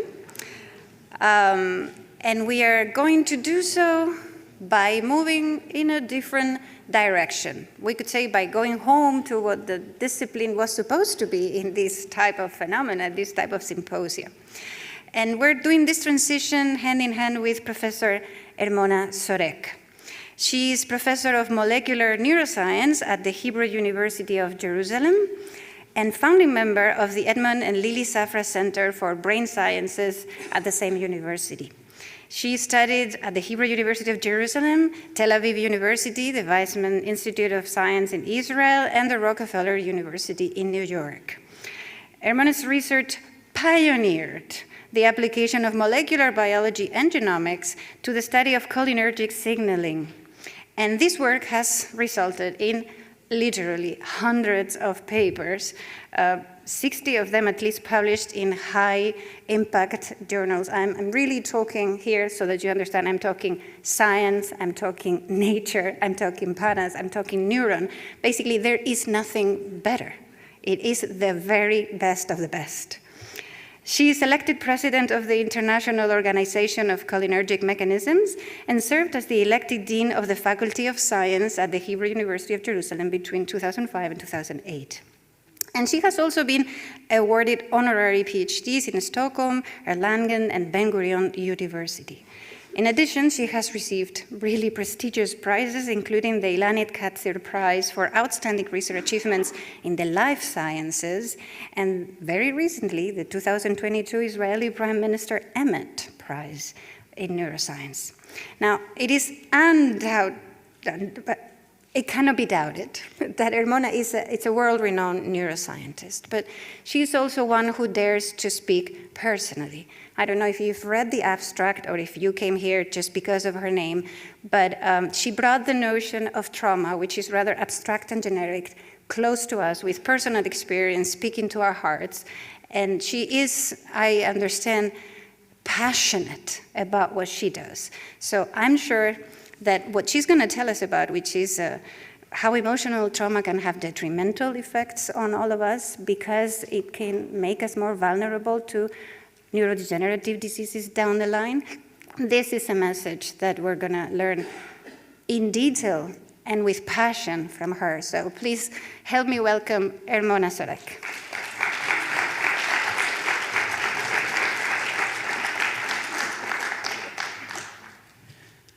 Thank you, everyone. Thanks for coming back from the coffee break. I was a bit worried that what I talk about might be too technical for people who didn't learn molecular neuroscience. So I'll skip most of the technical details, and anyone is welcome to ask me later. So when we talk about the impact of traumatic experiences, I focus my research on one chemical, acetylcholine, which I'll tell you a little bit about, and the genes that control its function.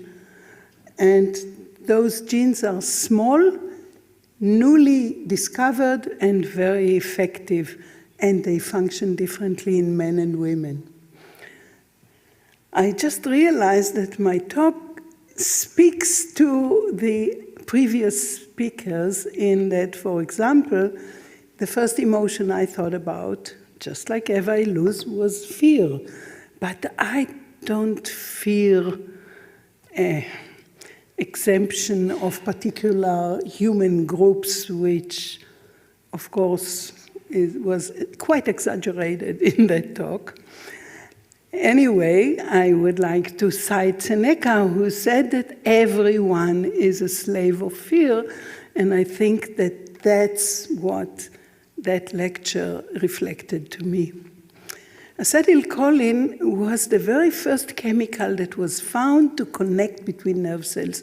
Until Otto Lowy discovered it and won the Nobel Prize for that, people thought that the nervous system was a collection of wires that sent sparks of messages between them. And then it was found that there is a chemical.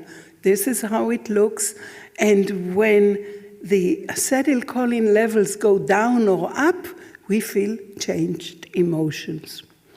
So this is what we are studying. We looked for the genes, we actually isolated the genes, encoding for the proteins that degrade acetylcholine, and for blockers of those. I don't know if anyone recognizes this picture, but this is Alexei Navalny, who was poisoned not too long ago by the same poisons that block cholinesterases. The problem is that other poisons are used as insecticides. So when we see an airplane spraying, you know what? If you see that, don't stay there. It's not good for you. Because we share with insects the same cholinergic network. And the picture you see on the board now is that of a brain of, I'm sorry, what did I do now? Okay, anyway. So that picture is that of a brain of people who live next to a spraying region and were exposed to insecticides blocking acetylcholine functioning. You see the red domain in their brain that says they are hyperactive, they are nervous. The blue region below says they have impairments in learning and memory. So as Eric Kandel, our friend at the center, says that psychiatry would never reach its goal until it considers the genes and their product. So, could changes in cholinergic genes alter emotions? We looked for that in individuals after corona infection. And yes, indeed, the cholinergic genes go down in the brain of people who suffered. One of the genes is called dancer, so I couldn't help myself looking for a dancer. Okay. But I'd like to talk about the impact of fear on people. So you can find papers on an individual who experienced an earthquake, developed a heart attack, and dropped dead. You can find a paper on someone who experienced a tsunami. And in most of these papers, the discussion says we cannot study that in an entire population because there are no populations that are consistently exposed to traumatic experiences. Well, I disagree. I happen to live in one. So we decided to look into the impact of trauma on people's health. And we decided to do that with the most ancient and simple method, just by checking one's pulse. And the Chinese knew that method thousands of years ago and developed it into a whole art. But it's so simple, it's so cheap, that medical experts don't use it that much these days. We decided to look at that in 18,000 individuals in Tel Aviv who are paid to come annually to a medical checkup by their employer. So they all work. There are Jews and Christians and Arabs, Mizrahi too, by the way, and they all come every year, and we ask them to volunteer filling a questionnaire about their trauma experiences. For example, like, to what extent do you feel the impact of terror on your daily life? Just mark 1 to 5. And we, in that case, are 3 students, or actually 2 students and 1 postdoc. Nadav Yayon is the one with the beard. He's now in Cambridge, UK. Shani Shenhar is in Tel Aviv University. And Nir Weisskopf opened a startup company. And when we exposed these 18,000 individuals 4 years at a time to her pulse measures, we got a number. And we used machine learning to find out differences in pulse. Now, a grown-up should have a pulse between 60 and 80. If it goes up consistently from 1 year to the next, and we had 4 successive years, that's an alarm, and it reflects an increase in the risk of stroke, heart attack, death of all causes. And we had people in that cohort who seemed that way. Their pulse went up, their cholinesterase activities in blood tests went up, and those were the ones who filled the questionnaire 5 out of 5 in fear of terror. So what we see now is that, being afraid is not good for you. I would like to send that message to Eva Iluz, actually. And the change was 8 to 12 bits, and we need to go back to the same cohort and find out the outcome. I'd like to tell you about the story of how we sent that paper. We sent it to the Proceedings of the National Academy of Science, and Shani Shenhar was the first author, and she said, okay, submitted, what happens next? And I said, now every day you'll get to the website of the journal, and there'll be no news, and one day you'll find, yes, the paper was reviewed, and the reviewers want you to do this and this and that. You'll know what you'll do the next half a year. 2 months passed by, and then there was a response, and it was one sentence: the authors should be applauded for performing this work. It only happened to me once in my life. So, yeah, and she's very, very happy with that. Okay, now let's go to an earlier age. If you take a young mouse, 7 days old, and you pull out their whiskers from one side, you get a depressed mouse. And these mice are humiliated by their members of the group. They stay outcasted forever. And we know the nerve cells in the brain that control that reaction, but we didn't know why that happens.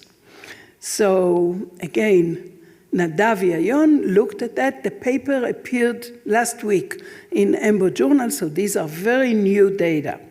And what he did was to clear the brain of such mice 3 months later and develop a method to map their nerve cells, find out the processes they send, and compare that to the humiliation feelings of those mice.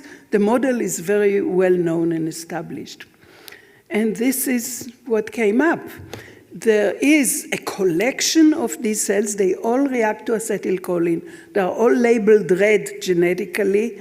And we can, by this method, automatically identify the cells, count their processes, find out what happens. And what Nadav discovered is that cells change the way they send processes. They can either send 2 or many. What we discovered is that economically they have a limited amount of energy. So if they'll have 2 processes, they'll be very long. If they have many, they'll be short, because economically they can't do more than that. The important thing is we also developed a way to find out which genes they express. And those that express a certain gene called ELMO1, for God knows why, send many processes, and those that don't send 2 processes. So we now have a way to compare the structure of nerve cells, the neuronal network, and the genes it expresses. Okay, so if a mouse reacts that long, what happens to human beings with mental disease? And we did that by analyzing and comparing the reactions of men and women with either bipolar disease or schizophrenia, and look for the cholinergic system. I'm sorry, I'm addicted to the cholinergic system, and hoping to find an application. And this was done by Geula Hanin, who's a PhD student at the lab, today she's also in Cambridge, UK, and Sebastian Lobentanzer from Frankfurt, who I co-supervised, and today he's in Heidelberg. And here again, I talk with Viviana. So we, of course, remembered Rita Levi-Montalcini and her way of looking into cholinergic neurons. She discovered that nerve growth factor that makes them grow. But we could compare gene expression in a lot of patients between diseases and between men and women with those diseases. And what we find is that the response to those poisons that Navalny was poisoned with is altered. So the cholinergic system is in action again in mental disease. And we knew that the cholinergic system can block inflammation. So that was very interesting. The most important thing was that schizophrenics, men, shown here in blue, and women, shown in pink, reacted totally differently. And bipolar patients reacted through the same pathways, but opposite direction. So we do have differences in patients with mental disease. I have a colleague in Tel Aviv University who keeps saying, there is one brain, men and women. I'm sorry, no, there are differences. We are women and we have a different brain. So we wanted to find out the mechanism leading to that by looking at cell cultures. A lot of scientists use cell cultures, especially to look for genes and proteins. And we often look at those cells as test tubes. You never ask yourself if it came from a man or from a woman, except for exceptional cell lines. Like there's one cell line called HeLa, which memorizes Helen Lane, a woman who died with breast cancer, and her cells serve in research worldwide until today. And we remember her name because a book was written about her. But what I did in this study was to ask, are those regulator genes that we study the same in men and women, in cells, neuronal cells of men and women origin? And we found that many were male-specific, others were female-specific, similar or inverse. So there is a change in the cells. And by the way, do you know, 100 years ago, if a baby boy was born in England, they would dress him pink. And if it was a girl, they would dress her blue. And sometime it switched. Anyway, this is how our cells look like. And when we look at those genes that they differ, we find out that many which have little blue dots are reflecting schizophrenia, other genes are reflecting bipolar disorder, and some reflect both diseases, but there are major differences. When this paper was published, I was asked to write a review about the difference between men and women in reacting to therapeutics.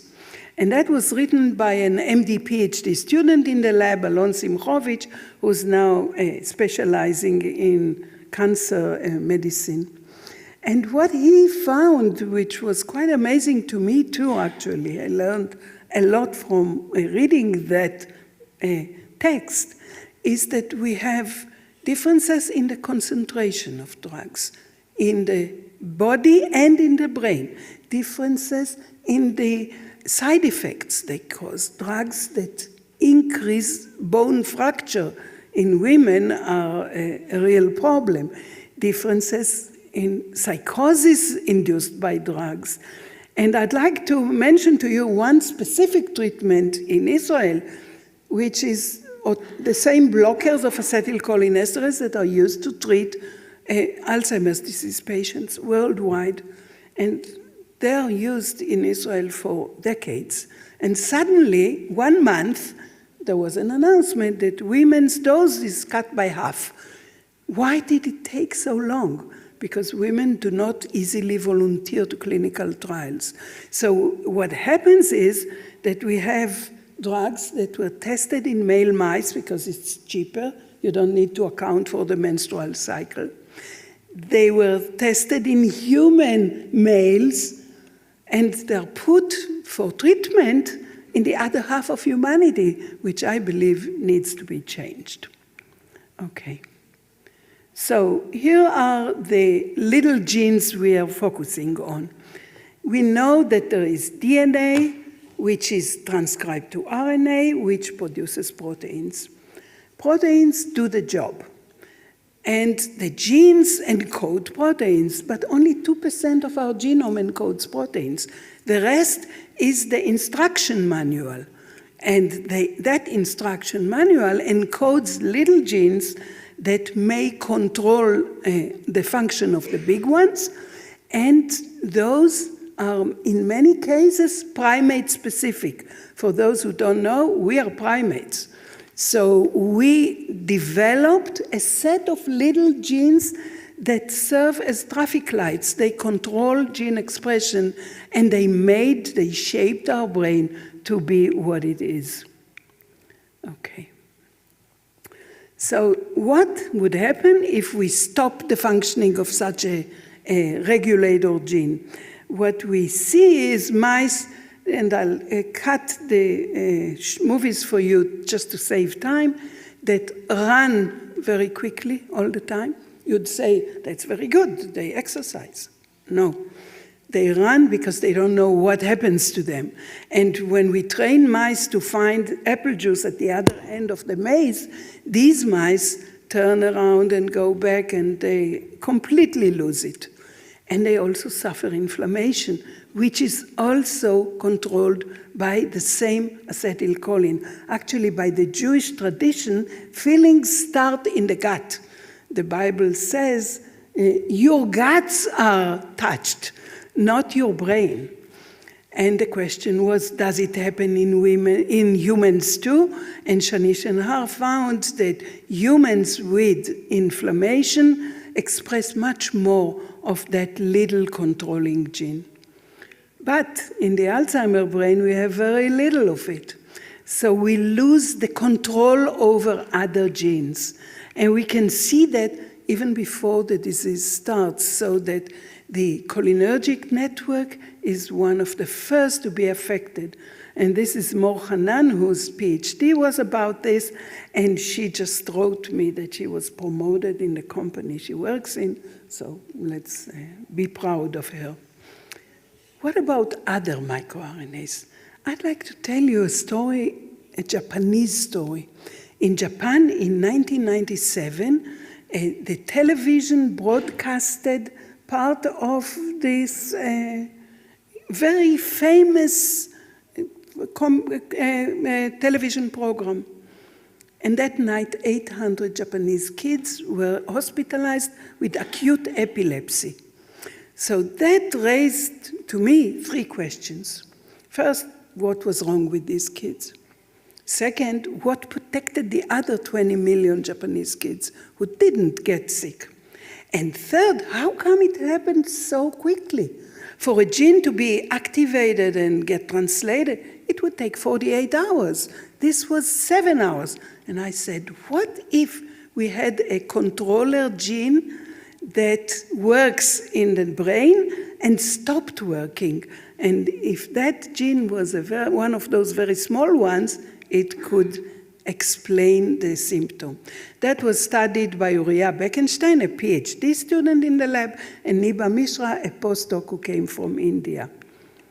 And what they did was to engineer a mouse, that's what we do in the lab, where they hyperactivated the brain when the mouse had lower expression of that gene that we looked for.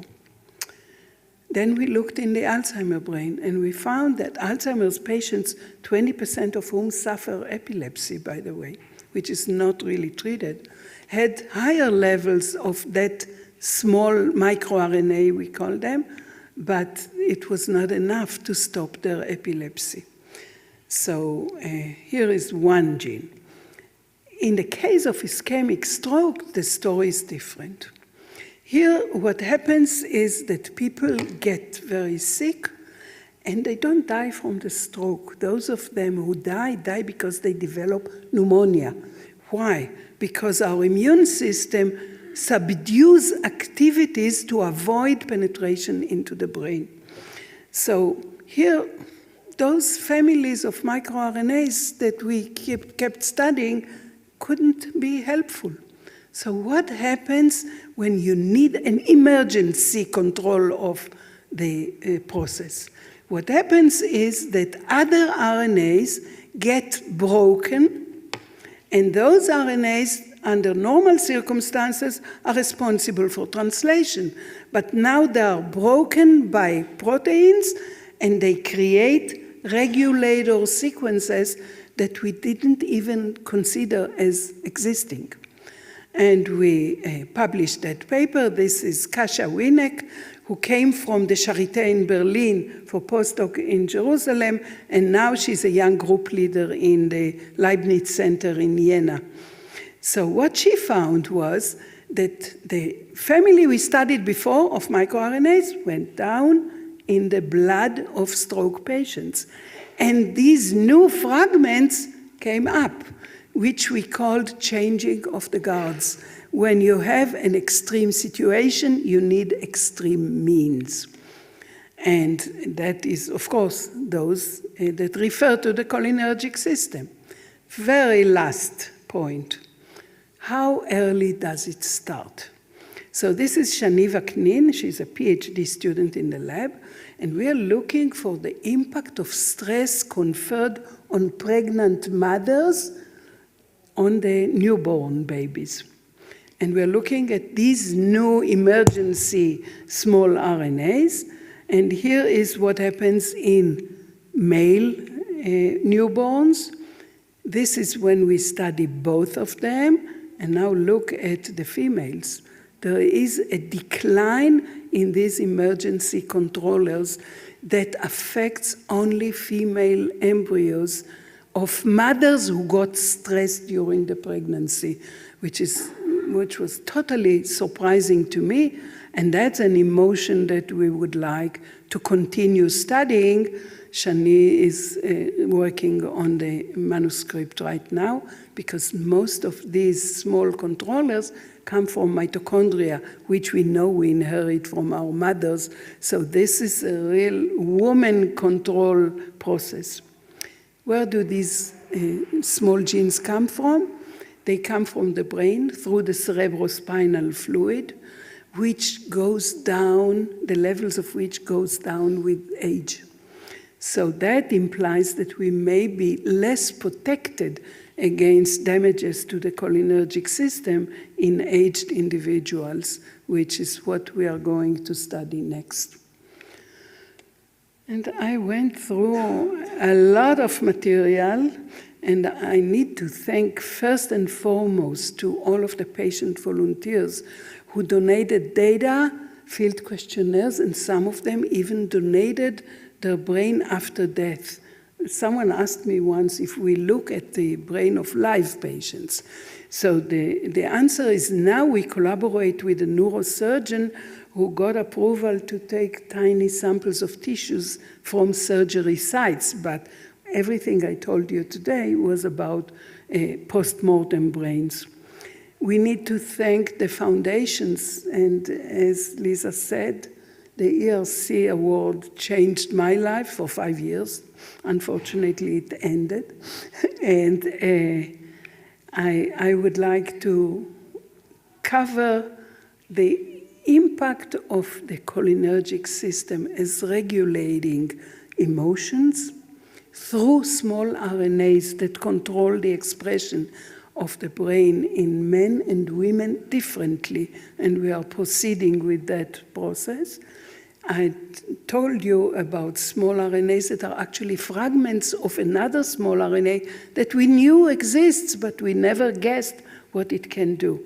I need to thank my family. These are my grandchildren, and they remind me that age matters, and that is important. And finally, I'd like to cite Marie Curie, who said that nothing in life is to be feared, it is only to be understood. Now is the time to understand more so that we may fear less. And that would be my message to you. Thank you very much for listening.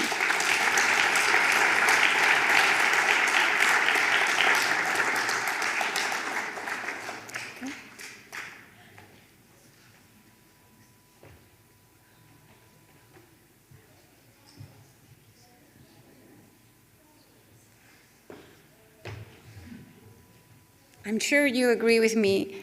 We were expecting passion and we got passion. And in addition, a whole cohort of data spanning all sorts of illnesses, all sorts of possibilities and gender differences, which is of course something that we need to be more aware of and more sensitive to. Thank you so much. Thank you for sharing with us in a very accessible way. Now we move on to a slightly different topic, although we still stay within neuroscience. Julie Perron is our next speaker.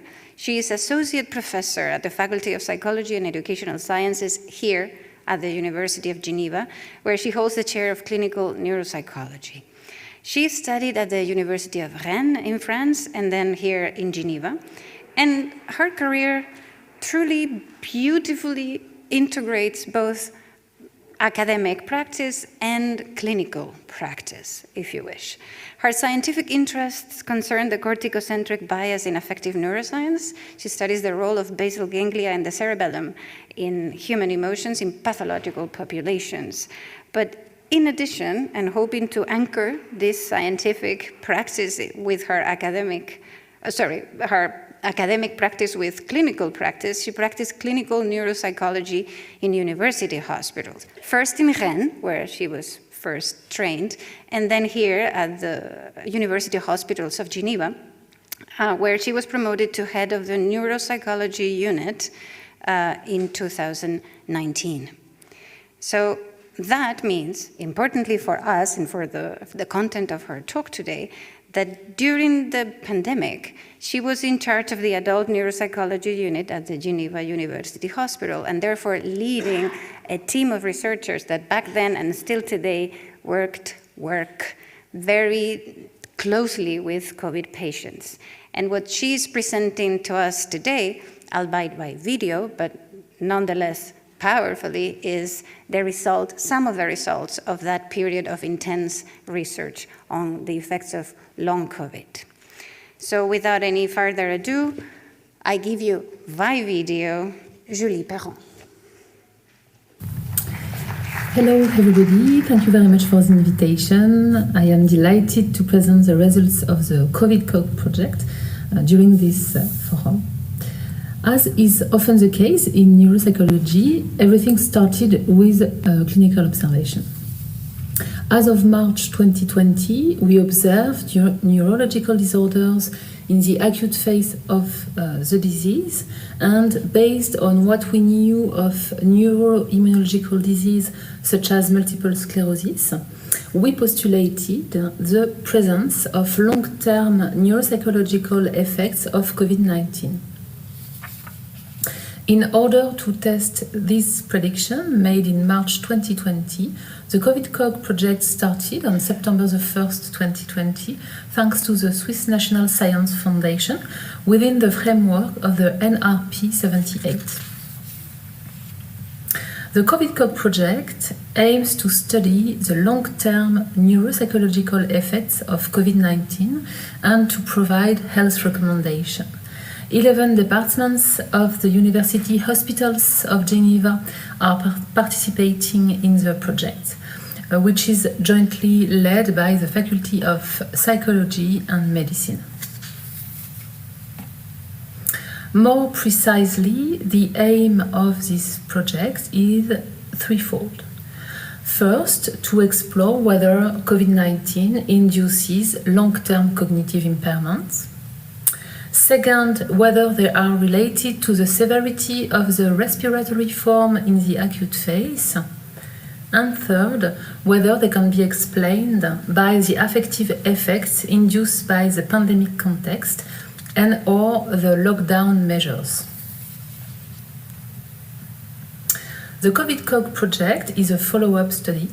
We planned to include 150 patients and see them initially 6 to 9 months post-infection, and then for a second visit, 12 to 8 months post-infection. We excluded patients with relevant medical history before the infection, pregnant women, and people above 80 years of age. They were divided into 3 groups according to the severity of the respiratory form in the acute phase, with mild, moderate, and severe patients. At each visit, they benefited from a validated assessment with neuropsychological, neurological, psychiatric, and olfactory assessments. They also benefited from an MRI with DTI and functional resting state sequences. We have screened more than 4,000 medical records, interviewed 300 patients, and finally included about 120 patients. To date, we have completed these inclusions at both visits. So today I will present the results of the first visit. The results of the second visit are currently being analyzed. So what are the main results of the COVID project? In the first question, we observed the presence of cognitive disorders in a greater proportion than would be expected in the general population.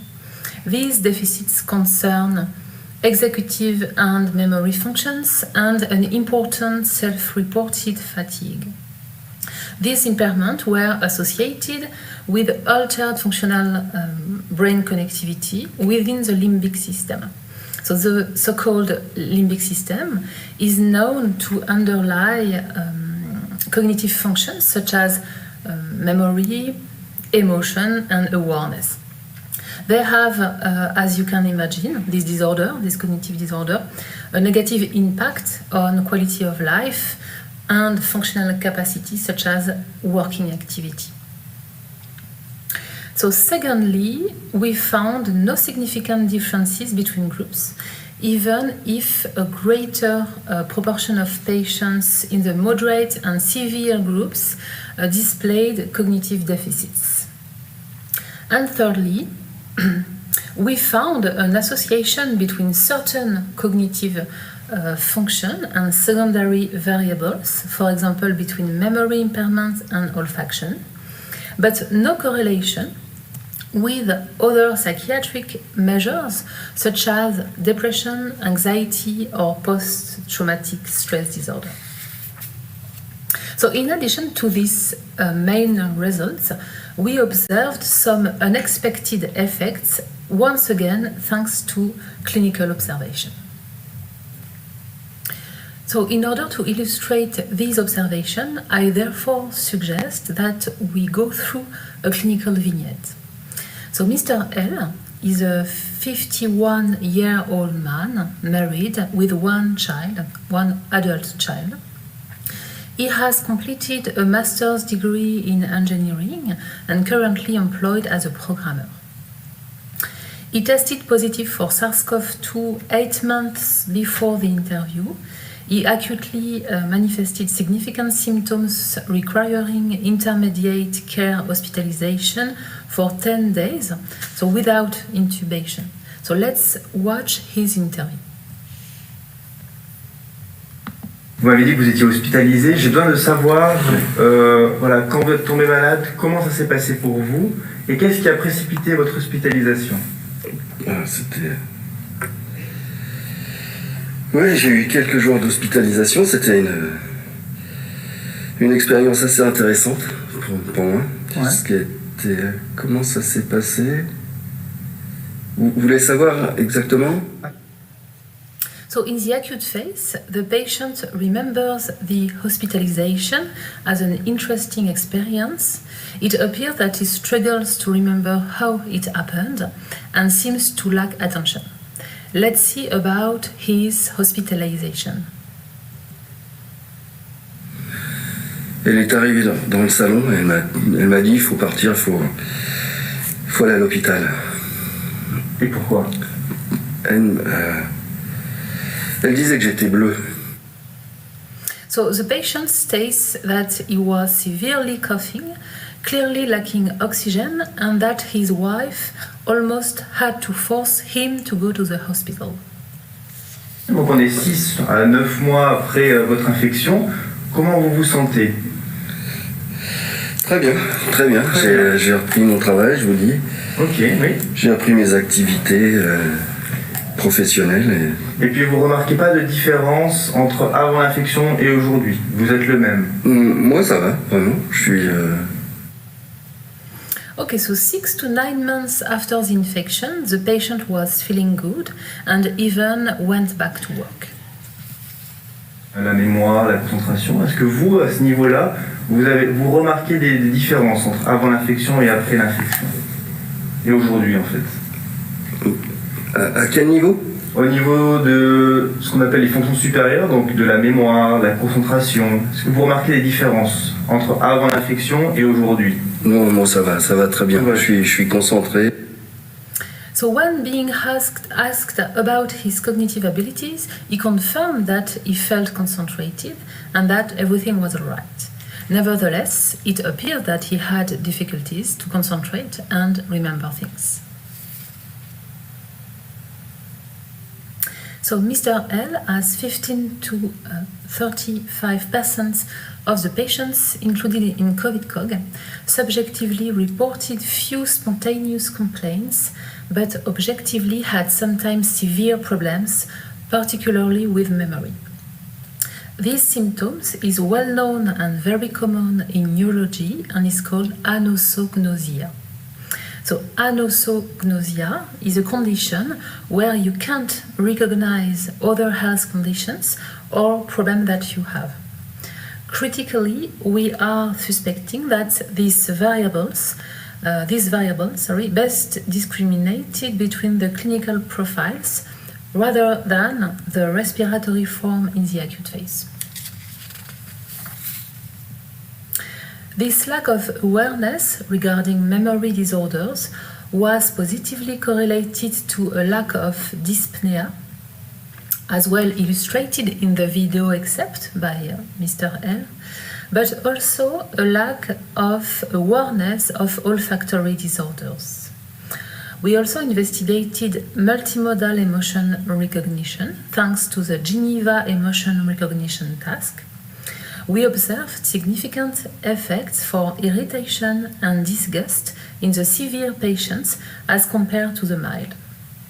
We demonstrated that the lower the recognition of emotion, the lower the olfactory recognition, and the lower the memory performances.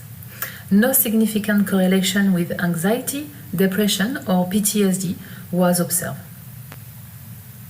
So as mentioned earlier, this constellation of symptoms, which is called a syndrome in neuropsychology, is associated to brain functional connectivity modifications in the limbic system, so in the default mode network and the limbic system.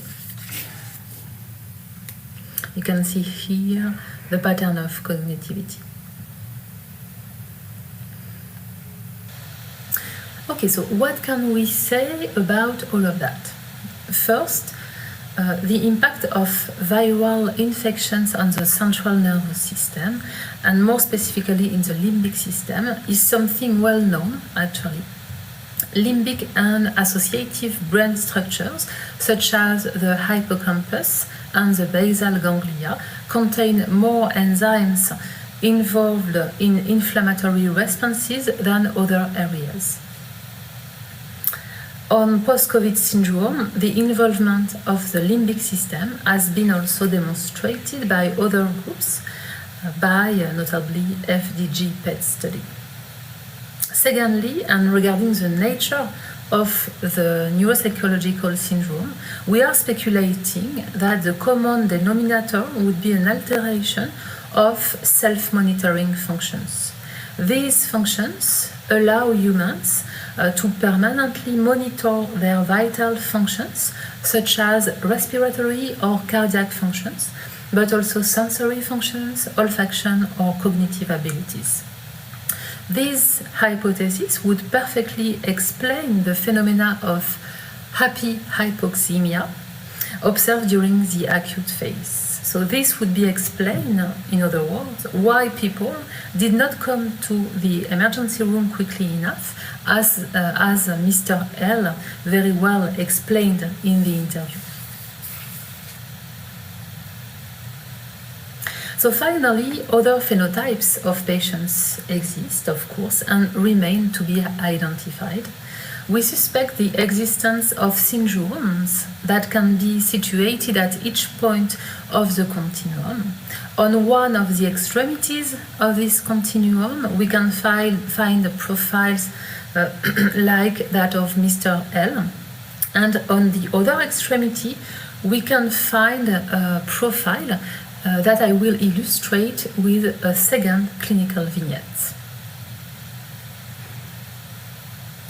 Est-ce qu'au niveau de votre caractère, vous avez l'impression qu'il y a des choses qui ont changé depuis cette infection au Covid? Oui. Ouais, à quel niveau? Oui, je me sens plus irritable en fait. D'accord, ouais. Ouais. Je suis impatiente. Ouais. Au niveau du moral, ça va comment? Ouais, justement, c'est pas...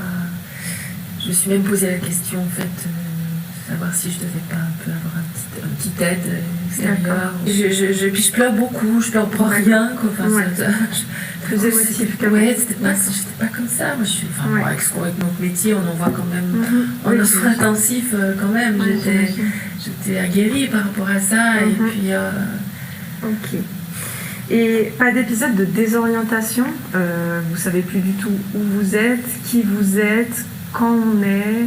Que vous avez pu vivre après justement l'infection au Covid. Oui, non, j'ai eu un petit épisode comme ça. Alors à quel niveau est-ce que vous me racontez un petit peu? Oui, j'étais quand j'habite là-bas, à plein palais, en rentrant, voilà, et j'avais plus le corps. D'accord. D'un coup, quelques jours, je ne sais plus où j'étais, Vous saviez plus où vous étiez, vous avez l'impression d'être à côté de... Ah, complètement. Ouais, d'accord. À côté de vous-même. C'est bizarre. Ouais.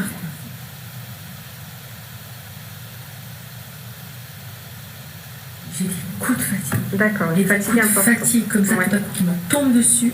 Je dois m'arrêter dans mon travail et puis bon, je stresse parce que j'essaie de faire en sorte que je peux m'isoler, puis qu'on ne me remarque pas trop, mais enfin voilà, ça me pose un problème quand même. Comme en fait j'ai des petits problèmes de mémoire aussi, c'est pour ça aussi ce que je n'avais pas avant, hein, donc je perds, je sais plus, des moments je sais plus, donc je me dis maintenant il faut que j'écris tout. Chez moi il est déposé partout. Alors.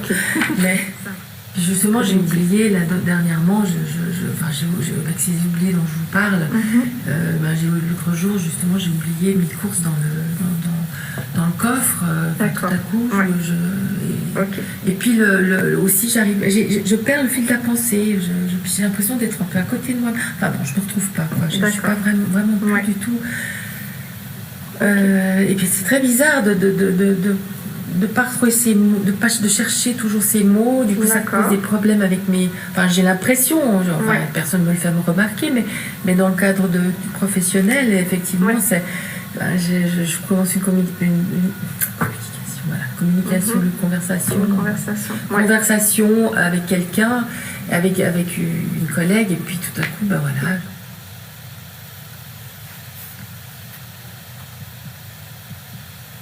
So, on the other extremity of this continuum, we find profiles of people with many complaints, a mild to moderate dysexecutive syndrome, hyperventilation syndrome, anxiety, depression, PTSD, and a major reduced quality of life. So we are currently working on these phenotypes. So this general hypothesis and the results of the COVID project, to our opinion, paves the way to a better integration of long-brain relation into the field of affective neuroscience. So I would like to thank my team, of course, my co-PI, Professor Hassal, and the Swiss National Science Foundation and the steering board of the NRP 78. Above all, I would like to thank the teams at the University Hospitals of Geneva who did not hesitate to actively participate in this research project while they were facing a dreadful pandemic. So thank you very much.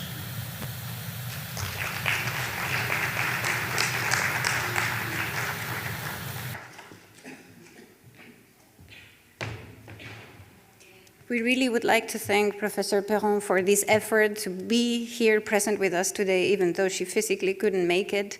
And now we take a small break, just a few minutes, to submerge ourselves again into a different kind of experience, to try to recall maybe what we have learned in the past talks and to prepare ourselves for the final installment.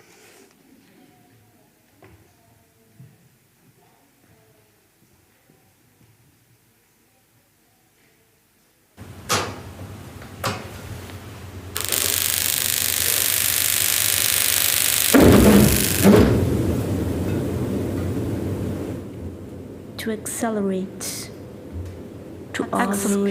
another apathy, to assemble, an artist asks to attack attention, a body as an assemblage of back, brain and bleed, a clear clinical code, daily damage deficits, to develop difficult, discuss diseases, disorders, dreams, to disorder. To dream emotions often embody event ever exaggerated, feel further, to grow, heard and to hear, known as lost hide matters of microgrids. To lose neural network, parents, people, to play, to pluck. Like reversed present, to reach regardless of relative loss, to think and sing, visiting white visitors, to open, to build.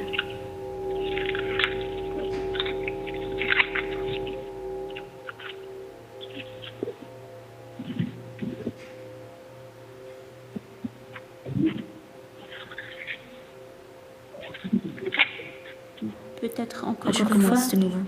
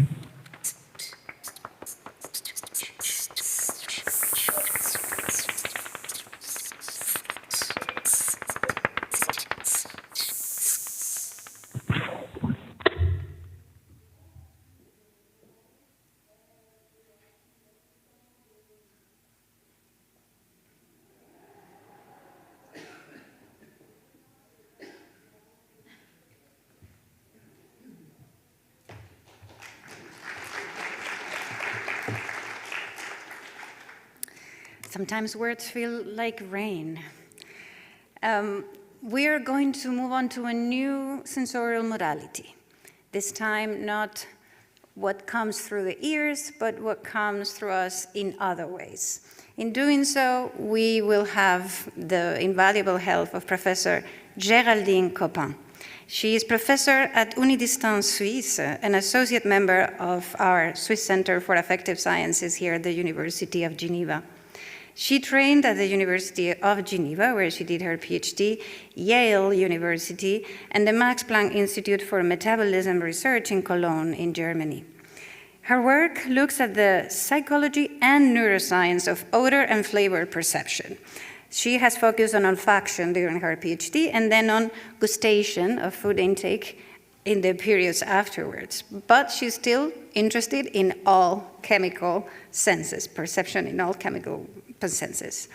Her work on these topics has resulted in more than 35 publications in high-tier journals, including Cell Metabolism. So in a nutshell, she studies the behavioral and neural correlates of food preferences and food choices, both in healthy individuals and in clinical populations. And here I'm referring obesity, type 1 diabetes, olfactory or gustatory disorders, etc. She uses psychological methods and also functional magnetic resonance imaging. And for all this work, she has been awarded the prestigious Excellenza Grant, which is the equivalent of the ERC here, given by the Swiss institutions. Geraldine's area of expertise is extremely topical today. In the wake of what we saw about long COVID, we know that another of the possible effects of COVID is indeed not being able to smell. We may wonder whether that matters or not, and she has the answer to that question. But this is just, of course, an anecdote. In general, what we want to now is learn more about the underestimated richness of the olfactory world. Thank you, Geraldine.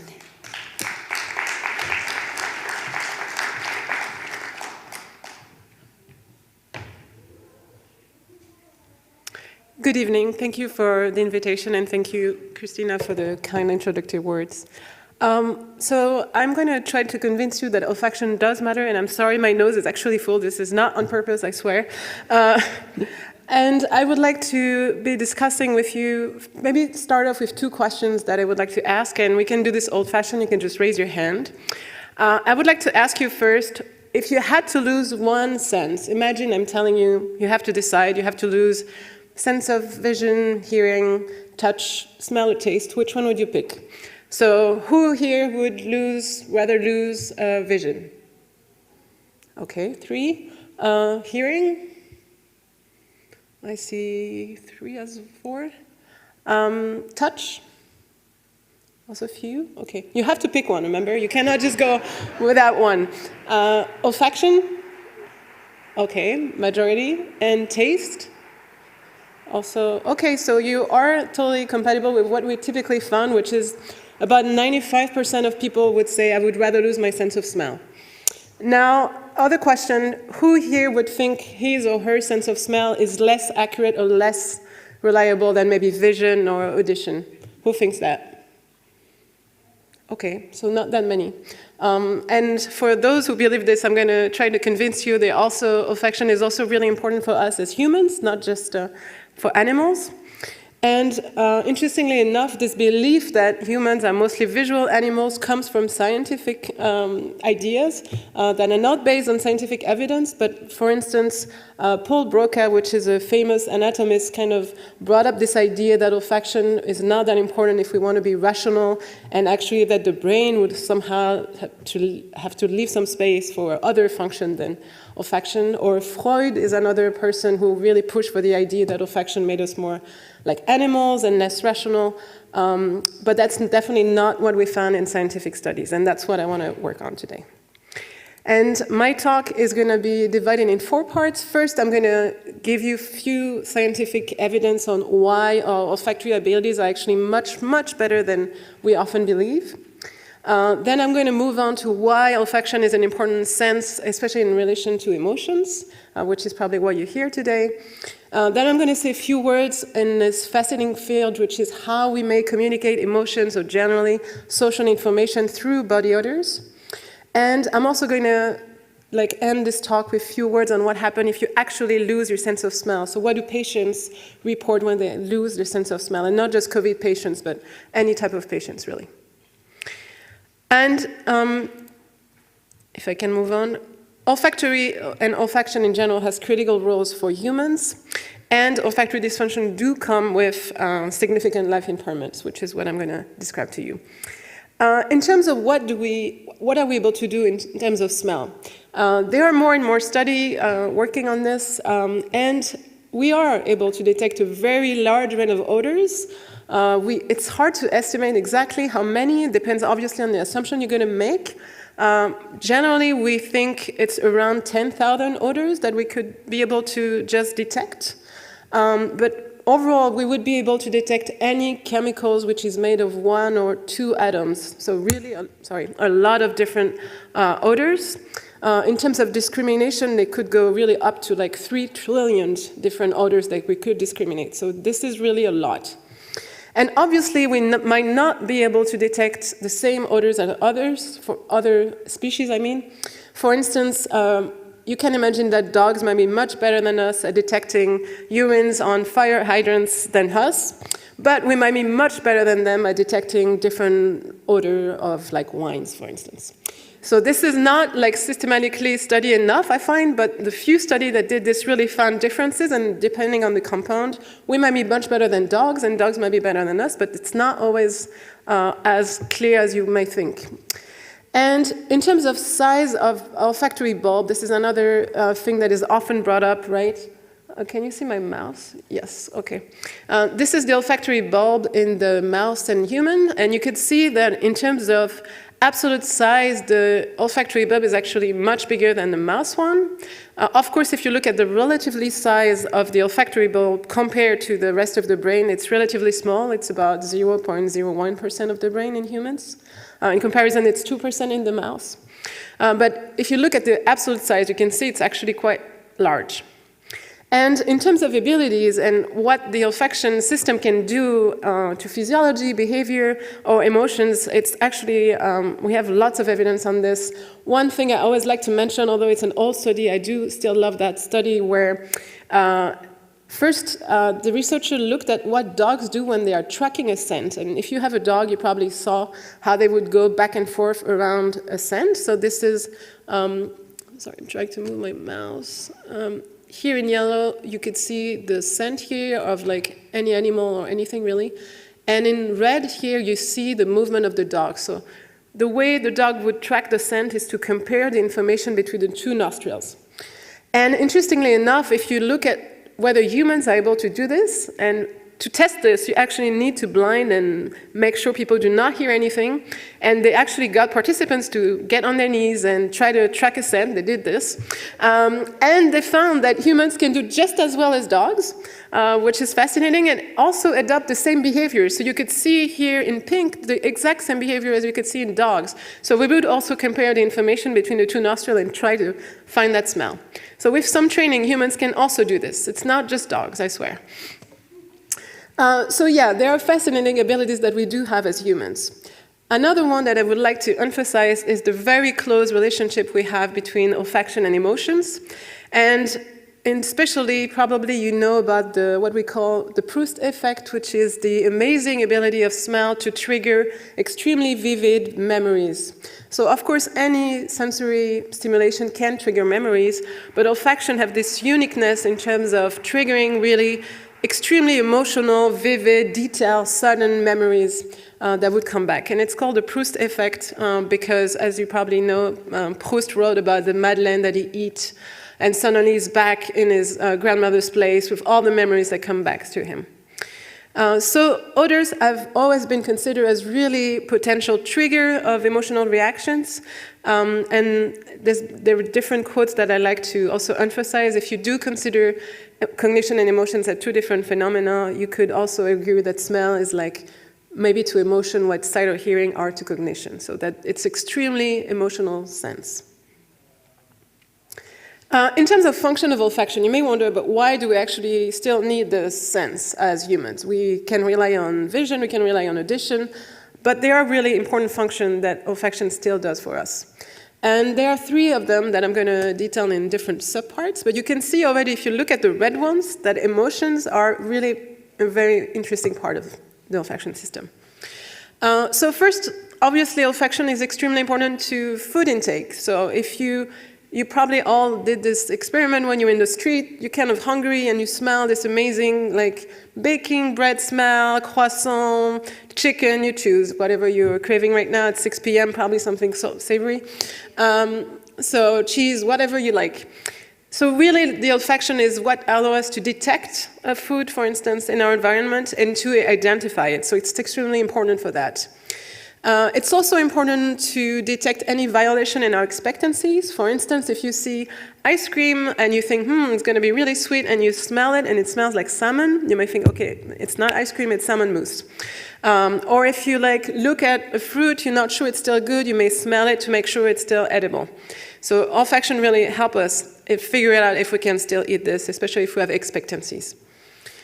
It's also important for appetite regulation, so olfactory thresholds are going to change according to hormonal levels, for instance, according to hunger. So obviously, the thresholds are going to be really low if you're hungry, so you can detect really small concentration of food, and then they're going to increase while you're eating the same food. And last but not least, it's also important for babies, newborns. Babies are heavily relying on their sense of smell to detect breast and be able to be breastfed, for instance. So ingestion is essential. Obviously, we need to eat to still be alive. It's also important to avoid any danger in our environment. This is a bit different from ingestion, but also extremely relevant. For instance, it could be anything that elicits fear. So this could be the smell of fire or the smell of a gas leak in your apartment. If you cannot smell, this could actually extremely be really dangerous because you're going to smell fire when it's way further apart than when you see it. Same with gas leak. There is no visual cue you can use here. If you do not smell it, you're going to be in big trouble. And it could also be disgust related, so anything that would more relate to microbes, so anything which is vomiting, anything that is decaying, like an animal dying on your garden. Some body odors could also elicit disgust, so anything that would relate to disgust. And finally, and this is a field we understand a bit more now over the past 20 years in humans, but still not fully, social communication is another aspect of olfaction that is also increasingly studied. And it could be important for reproductive purposes, so to be able to detect someone who has ideally an immune system which is compatible with yours and would probably maximize chances of survival for your offsprings.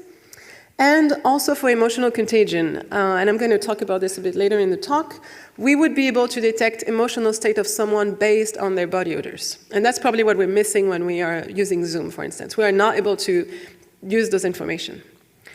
If you're wondering why this may be that olfaction and emotion are so related, there are different hypotheses. Biologically, it's important to know that the areas in the brain that process olfaction and emotion are very similar. And you can just focus here on the two first column. You don't need to look at the two last one. There is, for instance, here, I'm sorry, I'm slow. The amygdala, I don't know if you can see it without my mouse. Here we go. Amygdala is here. You could also see interior cingulate cortex here. Orbital frontal cortex is here, around here. And insula are just areas that we know for emotional processing as well as for olfactory processing. So there is really an overlap in terms of brain areas. If you're wondering how on earth we can study this scientifically, I just wanted to open a parenthesis of, we are lucky enough here in Geneva to have two tools to do this. So we have what we call an olfactometer, which is basically a device that allows us to deliver smell in the scanner. So while brain activity is recorded, we can present different smell to a participant.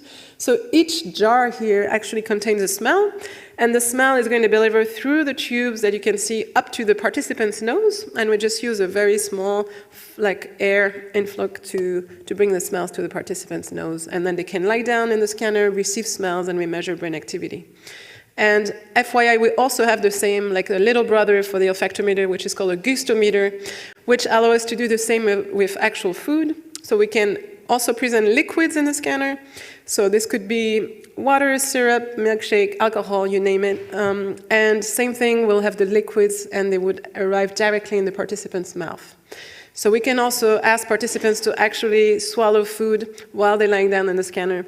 And we can obviously combine the two, so present, for instance, the smell of chocolate and then give them a milkshake of chocolate and study brain reactions. In the science literature, there is also traction, and there have been several now special issues on emotion and olfaction, or on food intake and emotion. So if you're interested in this topic, I strongly invite you to look at those. But for this talk, I would like to talk more now on social communication and odor perception. And this is one field which is a major complaint of patients losing their sense of smell, so that's also why I want to emphasize it. And probably you did notice during COVID that we stopped doing all those greetings where we touch each other's nose, either directly like in those pictures, but here in Geneva we obviously cheek-based, which obviously give us a lot of smells. Even handshaking could be associated with a smell. If you look at this study, they actually investigated what people do after shaking each other's hand. And this is an experiment from the control study. I actually don't need the sound. Concurrent recording of neither. This is actually a participant who is lying down here. You could see here on the bottom the way she's breathing in. And you can see an experimenter is coming in, they're shaking hands. They are talking for a bit, so her respiration is kind of flat if you look at the line in the bottom. So they chit-chat, blah, blah, blah. And then you're going to see that when the experimenter is not gone yet, she's going to smell her hand. Just strongly advise you to pay attention. See, she's gone. Here she goes. She's starting sampling her hand. And if you observe people on the street shaking hands, this is a very common behavior. I strongly invite you to pay attention next time someone shakes hands in front of you. People do this almost systematically. And not just that, they generally do sniff each other of oneself a lot. There have been a recent study on this in 2020, like asking, I think it was 400 people, how often do they smell different parts of their bodies, different part of their partner, strangers, kids. And so the redder it is, the more often we do smell that part. And you could see, for instance, for children, women will smell them even more than men, but men still smell them very often. And that's true for our own body odors too. So we tend to check our own body odor a lot. And there has been, I think, now new evidence of why this may be. And already historically, there is this old philosopher who say that every man has confidence is those of the same smell. So this could be one reason why we keep smelling each other. We are trying to find out who is similar to us besides other information. So it's really poetic, but it's also true scientifically. If you think in terms of evolution and threat and security, obviously strangers have the highest potential for threat. I'm not saying all strangers are dangerous, right? I'm just saying in terms of potential of danger, it's quite high. You have neither genetic nor learned connection with them. With relatives, you have a genetic connection. With yourself, obviously, it's the highest you can imagine. And you also have a learned connection with, for instance, friends. So there is all kinds of intermediate solutions here in terms of threats and security. And it's not even mentioning that diseases, besides wars, have been one of the biggest causes of natural death, if you think in terms of history. So to the point of people arguing that different smells could actually be able to be indicators of diseases. So Hippocrates, for instance, said that we could be able to diagnose disease in smelling people. Think of this, think of our body odors as like the olfactory counterpart of fingerprints. It's kind of the same thing, except that the body odors have kind of stable information, such as gender, but also more transient information, such as are you sick and what did you just eat yesterday? And if you're curious to know, in terms of comparison, for instance, thyroid fever would smell like baked bread. So someone who has that disease would smell like baked bread. Scrofula, which is a type of tuberculosis, would smell more like a beer that has been stale. And yellow fever would smell more like a butcher shop. So think of it next time you go grocery shopping, it might just be the people around you, not just the food. And fascinatingly enough, we are able to detect if someone is sick. This has been studied in a laboratory context when volunteers got injected with something that would infect them, and the body odors were taken and presented to receivers who had to rate how intense this body odor was, pleasant and healthy. And what you can see in gray is the ratings for the smell of like a body odor which has been infected with disease. And you can see that participants who rate those smells as more intense, so stronger, less pleasant, and also less healthy than if you've just been injected with a saline solution, so something that doesn't do anything. So humans are able to detect early cues of sickness from body odors alone. And in that respect, a human olfaction may just be a signaling route for a behavioral immune system. So it's important to also think that it gives us important information on whether someone is sick or not. Other new information on why we may smell each other like constantly might be finding out if we can be friends. This is a really recent papers on whether there is chemistry in social chemistry. And the take-home message, I'm not going to go through details, but the take-home message is the researcher used, what you can see here on the left is an electrical nose, and also what they did is really test how similar what we call click friends, which you can see here in the red dashed line. Click friends are just friends you meet and you immediately feel close to, you feel a strong bond with them. Those are click friends. And you can see that for click friends here in red, they're body odors. So if I'm clicking friends with someone here, we may have very similar body odors. If you check, the electrical nose is going to consider those two body odors as very similar. And if you ask humans now to rate those smells, they're also going to consider them as really similar. So differences between those body odors tend to be really small, which could be an argument for saying that we may also choose our friends based on how similar we are in terms of body odors. Interestingly, too, is what happens when we are looking at disorders. So, for instance, autism spectrum disorder, which you probably know. And there has been few studies on how they might process body odors. And interestingly, too, they may show different responses to those body odors, especially if you, for instance, present them with the body of odor of smell of fear. So you take the sweat of skydivers and you present them to adults with autism spectrum disorder or normally typically developed adults, you would find really different responses. So typically we find increased arousal and decreased trust for those smells in typically developed adults. We found the opposite in adults with autism spectrum disorders. So it's not that they cannot detect them, they can detect them well, but they may react emotionally differently than a typically developed person would. So body odor do convey social information, although we may not necessarily realize we keep smelling each other, right? It's not something we're typically conscious of, or even if a smell is present in this room. But we could identify kinship, age, gender, hormonal levels, sickness, and emotional state from olfactory cues alone. I want to emphasize, I'm not saying pheromones exist in humans. This is not what I want you to get from this. Pheromones are defined as chemicals that will transmit information to other individuals and will evoke physiological or behavioral response that cannot be modulated in any way. To this day, there is no evidence of such chemicals in humans. It does not mean body odors do not influence us. It just means we may not have pheromones in humans. So please do not spend money on all those perfumes that always promise to make you incredibly attractive that might not just be working. Finally, I would like to say a few words on what happened when one loses his or her sense of smell. And particularly, I would like to mention this study that was done before COVID, but the complaints are very similar in COVID, so I didn't think there was a need to add another one. I like this one because it's a very large one. And to give you rough numbers, about 1% of the general population cannot smell, so we call this anosmia, they cannot smell anything. And about 5 to 8% of the population have reduced olfactory function, so it's fairly common to have troubles with olfaction. And what people report is typically problem with hazard avoidance, so not surprisingly, we find again the complaints related to the function of olfaction. So about 72% of participants were worried about being exposed to dangers, such as fire or gas leak.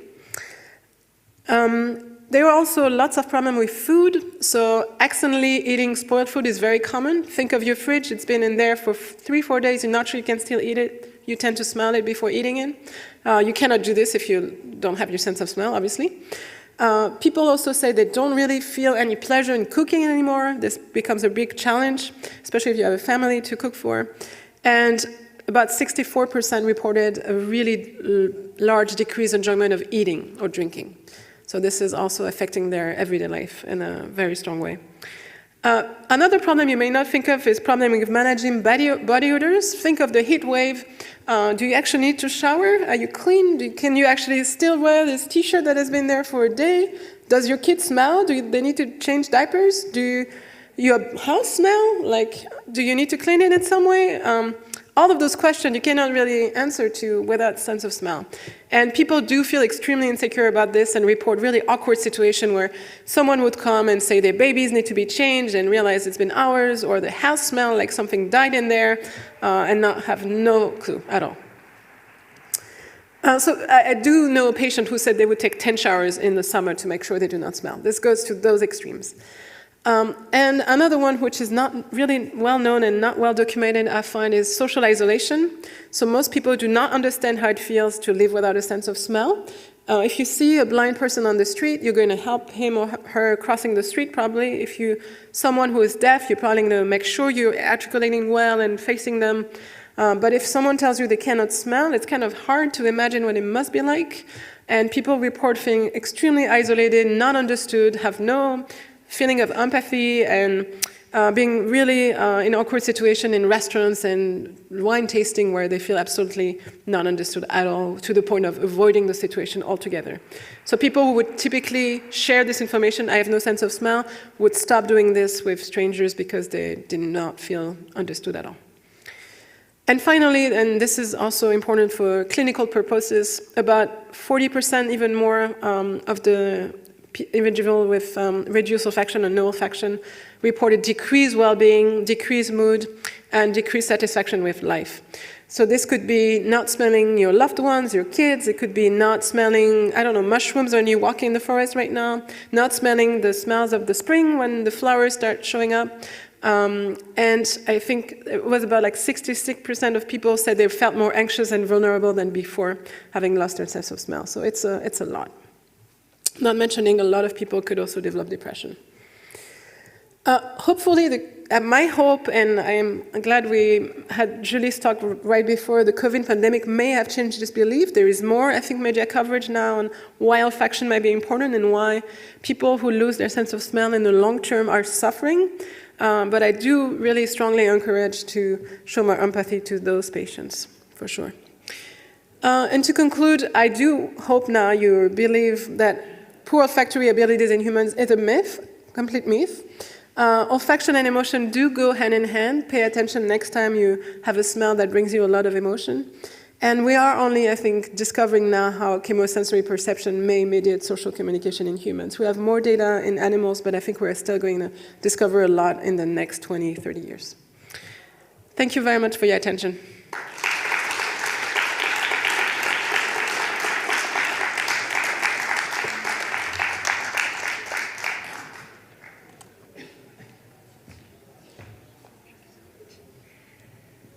It really was hard to grab our attention at this moment in the afternoon, but Geraldine really succeeded.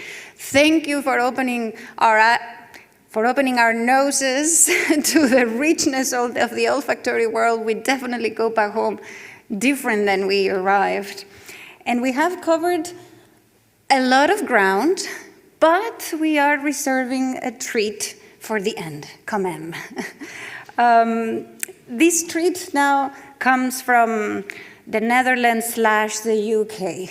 We have Professor Karien van Rekum, who is a professor of psychology and neuroscience at the University of Reading in the UK. So again, this interdisciplinarity that we like to foster.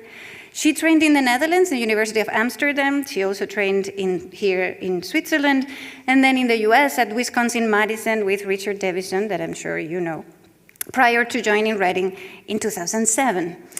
Her broad range of interests include examining psychological and brain mechanisms of adaptive responding to emotion and their consequences for well-being, how emotional disposition is related to biased processing of information, how individuals differ in their ability to control their emotions, and how this changes with advancing age. In terms of methods, she uses measures of brain imagery, so MRI, EEG, and peripheral psychophysiology, facial EMG, skin conductance, heart rate, and in addition, behavioral measures and self-report. Basically, methodologically speaking, if it exists, Karien is an expert on it.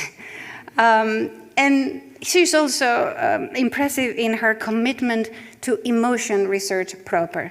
She has authored over 70 papers, most of which are all on emotion. She was co-editor of one of the oldest journals devoted to emotion. I'm talking about cognition and emotion. And she's one of the co-founders of the annual Reading Emotion Symposium. And all of this, in a way, it's an honor for us because she did her PhD here in this house with Professor Klaus Scherer, who is the founder of this institution, of the Swiss Center for Affective Sciences. So honestly, I can say in everyone's name that it is for us a true pleasure to welcome you back home. Voilà, so she's also very engaged in education of the new generations of affective neuroscientists, something that is close to our heart as well, and in translating scientific findings into everyday insight. And this is what we're doing today. I think that what she's going to be talking about is this skill that is crucial for our well-being on our daily basis and how we can keep it fleshed and alive. This is massively important. Welcome home, Karen, and the floor is yours.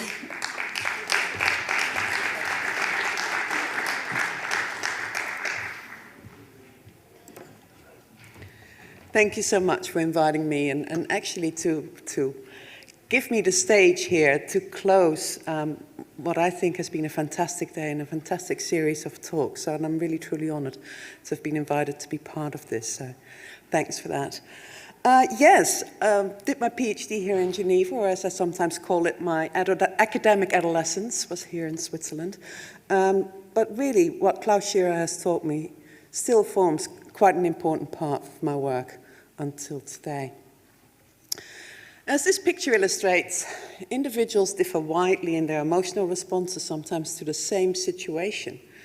Whereas the kids generally seem to be rather scared by this thrill ride and by the prospect of being hurtled down this hill at relatively high speed, the adult here seems to be able to see some fun into this whole situation.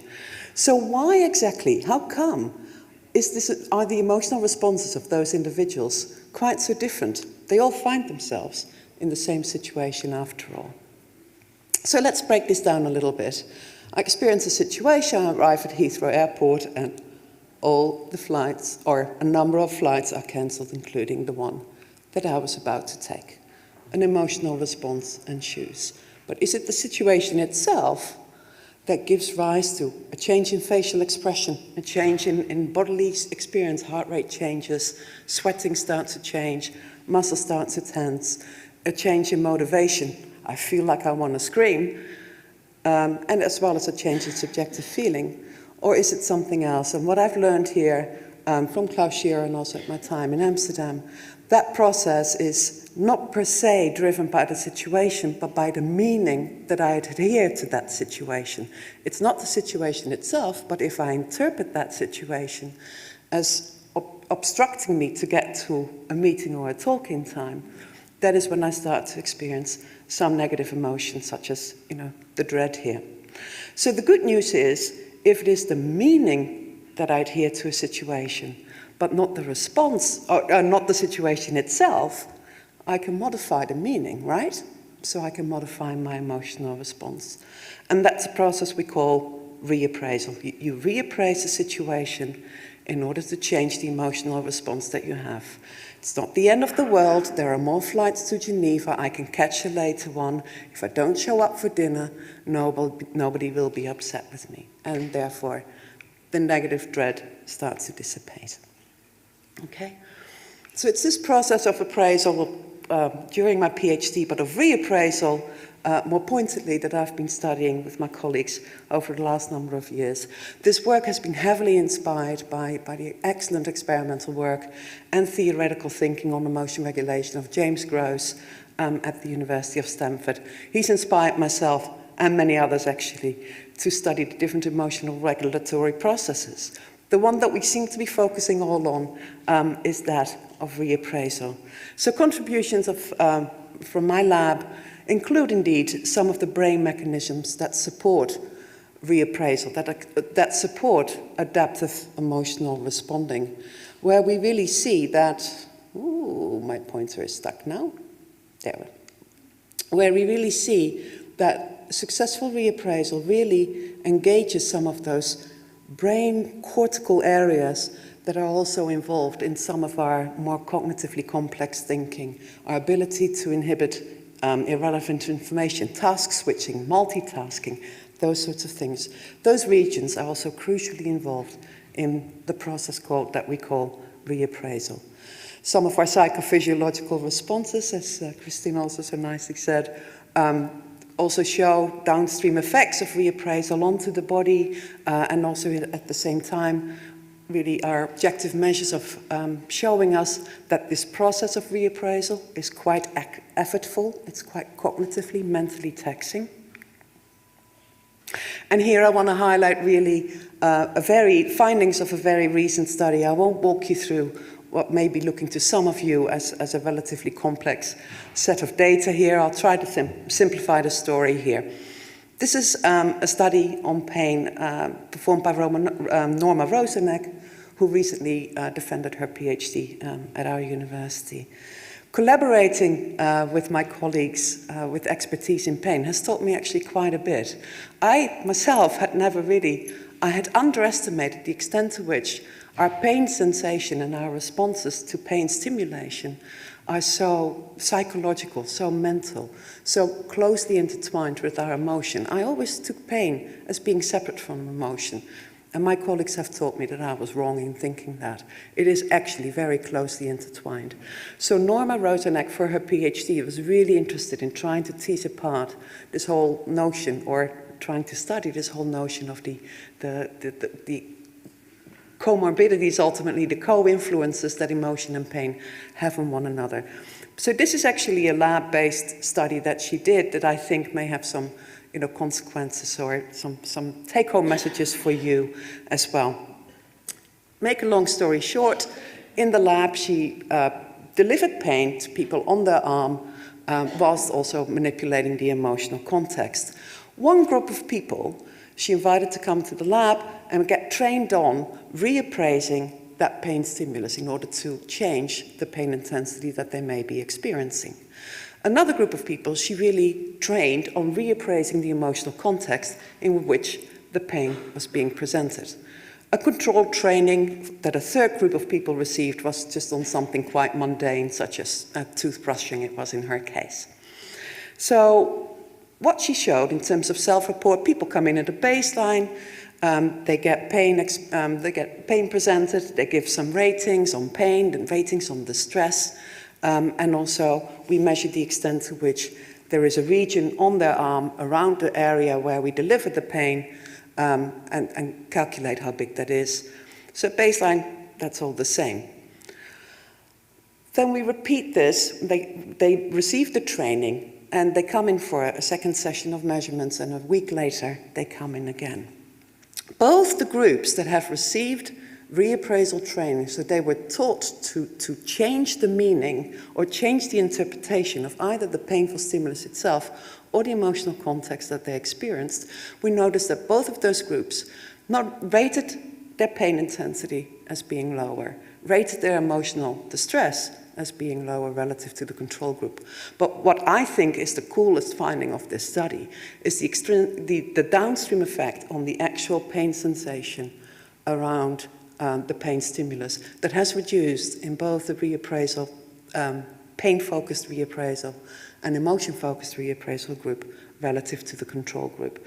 So if you want to be flexible and you try to reduce that painful experience that you have and you're failing at that, try to regulate the emotional experience that you have at the same time. And that hopefully is helpful.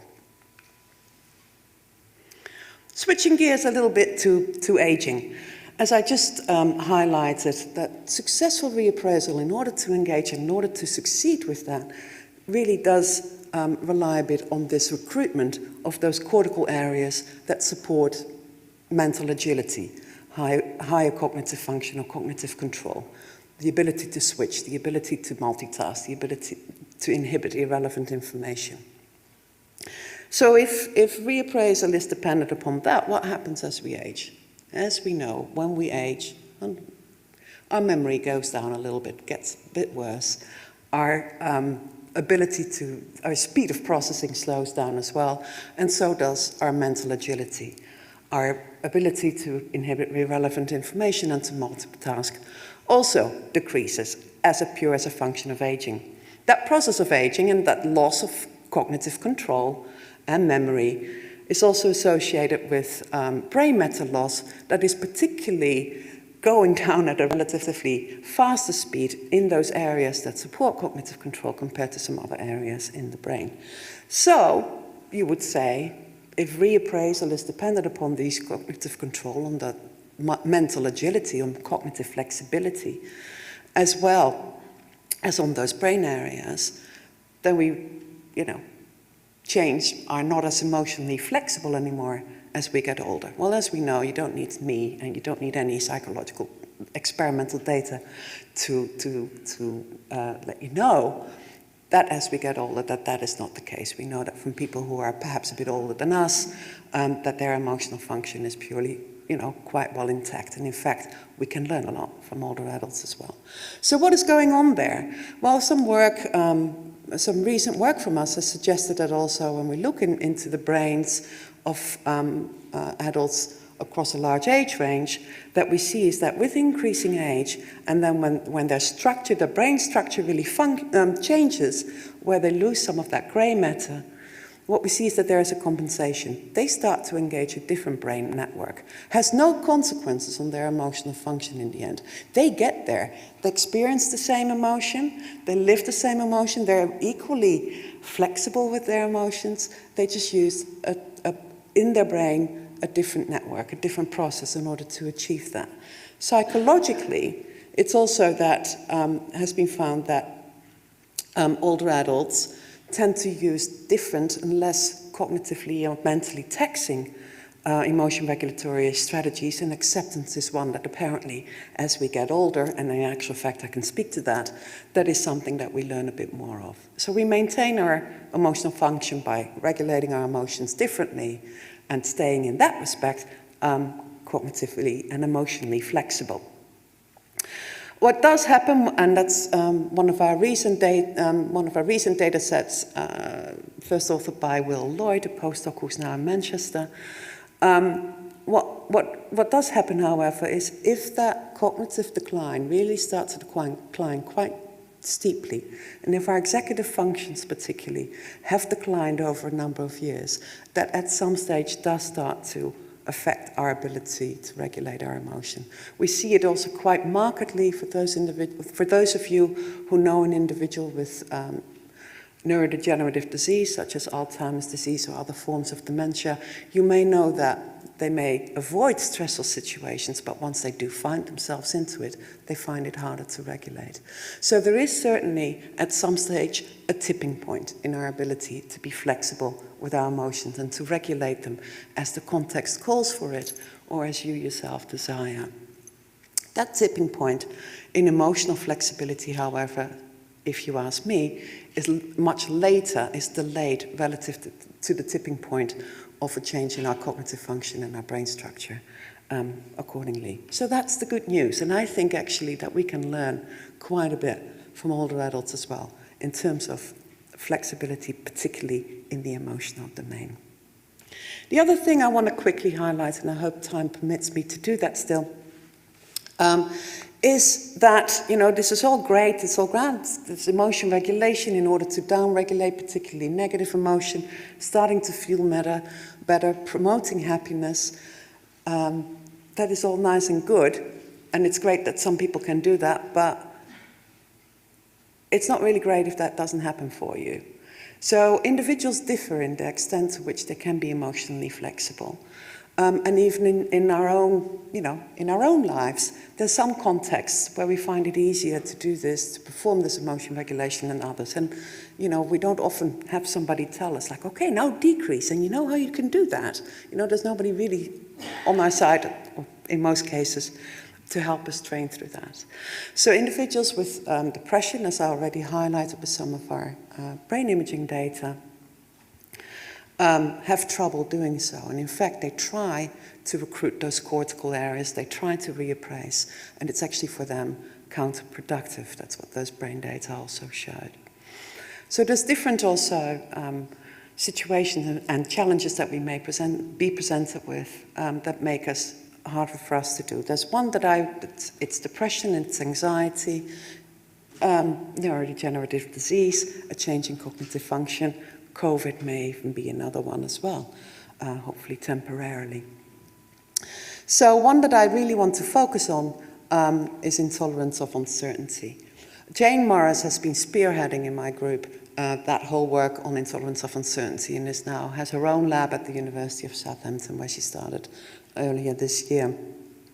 She's performed this work using threat conditioning and threat extinction work, and I'm going to threat conditioning and threat extinction tasks, and I'm going to illustrate what those tasks are by way of example. This is a roundabout very close to my home. Drive on it every time I'm in my car, which is not every day, but frequently enough. Think nothing of it, of that roundabout. Until about a year ago, I found myself on that roundabout. Car came from the left, decided not to stop, hit me in the side of my car span, and the car was a total loss. But I was totally fine. So, okay, well, that all got sorted. So the next time that I approached that roundabout in my now new car, I did start to notice, and I'm not a particularly anxious person, I did start to notice that I started to tense up, I started to feel my heart rate, and I started to pay attention very much to the left of those cars that are approaching from there, and I couldn't let go, right? So what I had done there is I learned fear. So threat was conditioned, fear was conditioned. I had acquired fear. So this context became threatening to me. So that's indeed what Jane Morris did. She had a lab-based task of this real-life situation. And all the individuals that came to those lab-based tasks, where she measured psychophysiology in addition to self-report, she also asked people to complete various questionnaires to measure their trait anxiety, but also to measure their intolerance of uncertainty. She used those skills that include questions such as, I must get away from all uncertain situations. Uncertainty makes me uneasy, anxious, or stressed. So as those questions illustrate, intolerance of uncertainty is highly comorbid, or it overlaps a lot with anxiety and with anxiety disorders, and that's definitely the case.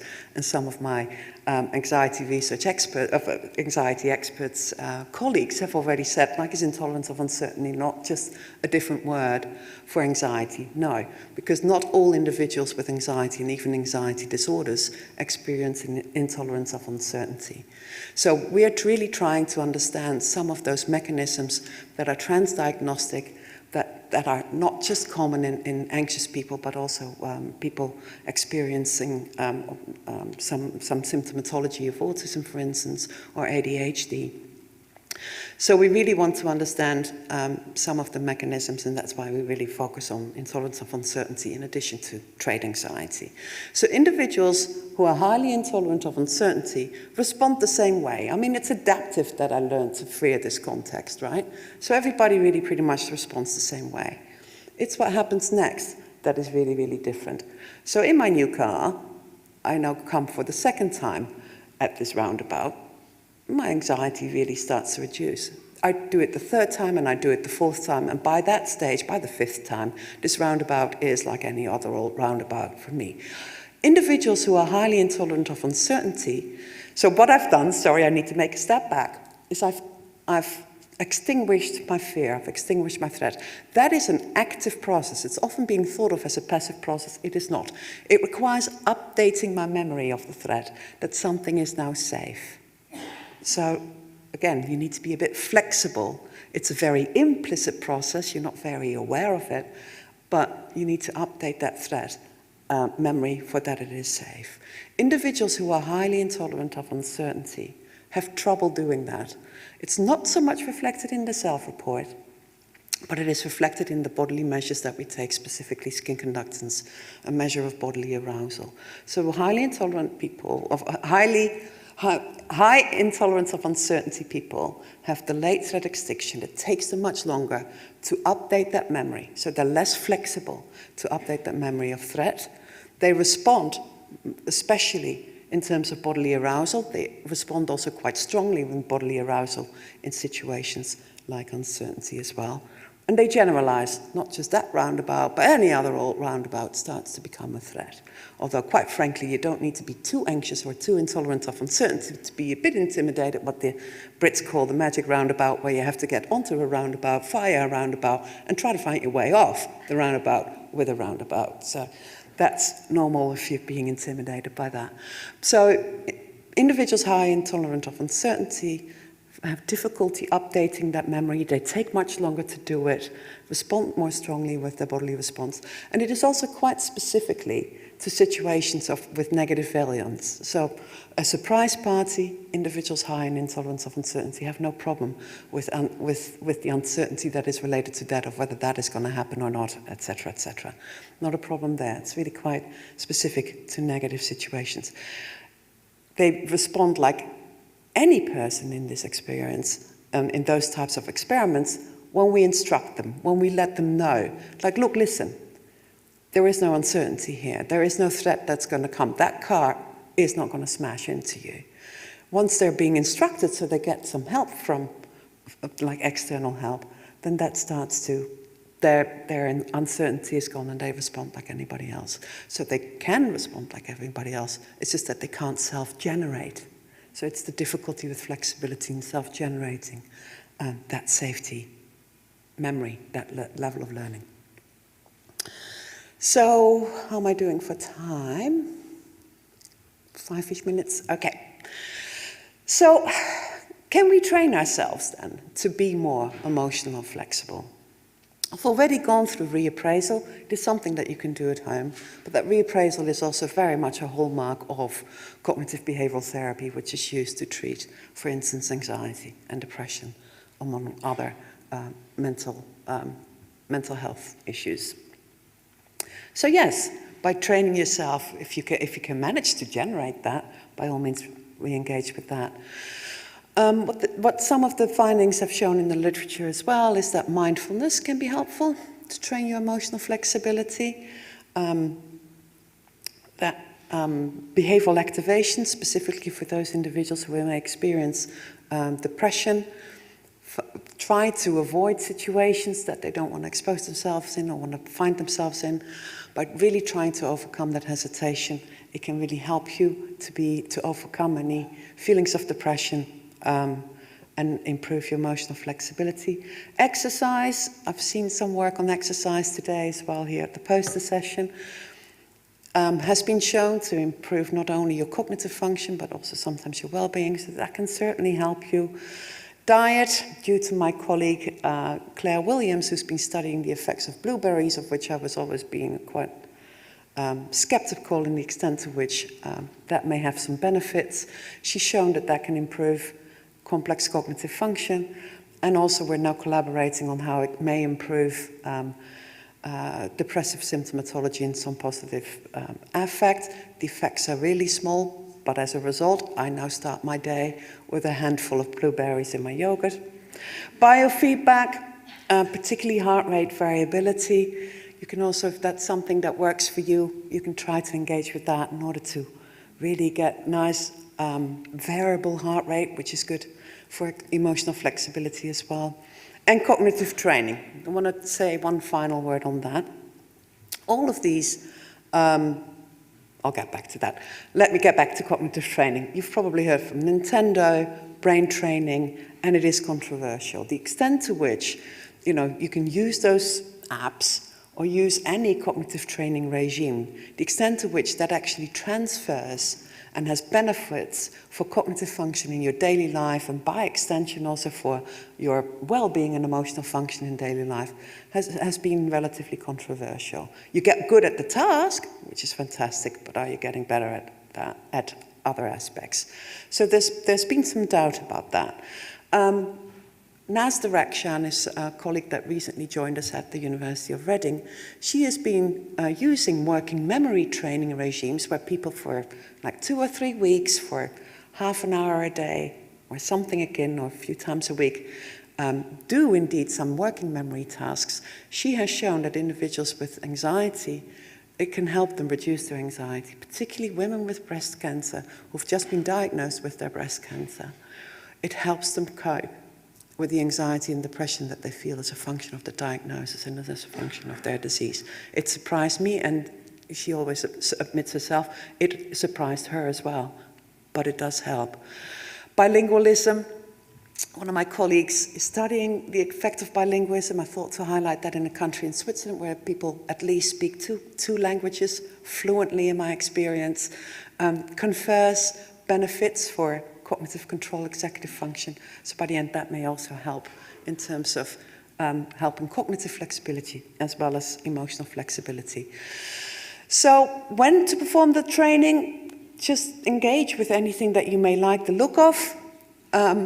Certainly in moments, does it help you? I don't think anybody in the room, given that you've been motivated enough to educate yourself about emotion and really sit here, I think you're already flexible enough as it is. So keep going, quite frankly.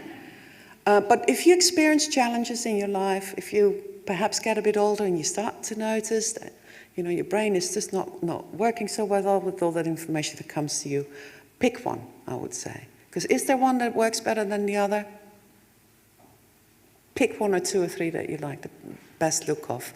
At the same time, we really do, as a group of psychologists, really work out better what is going on with all those different interventions, where it is helpful, and where it can hinder us, and to whom this may confer most of the benefits. Hope you enjoyed it, and thank you for your attention.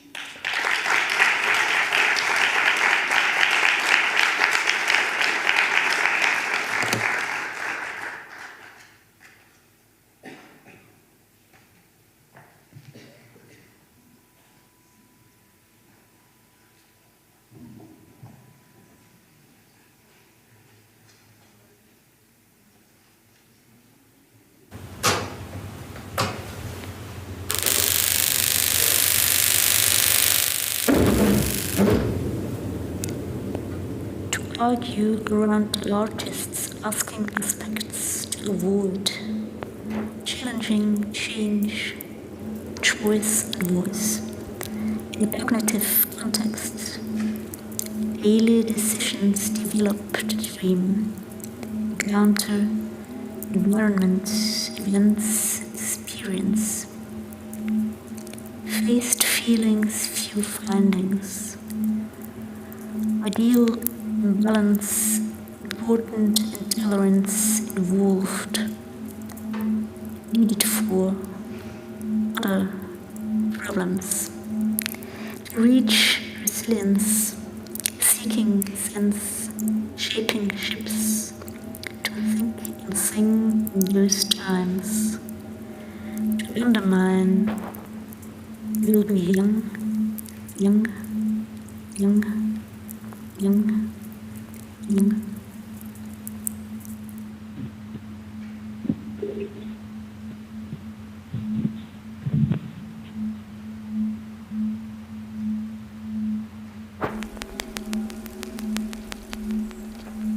Encore une fois.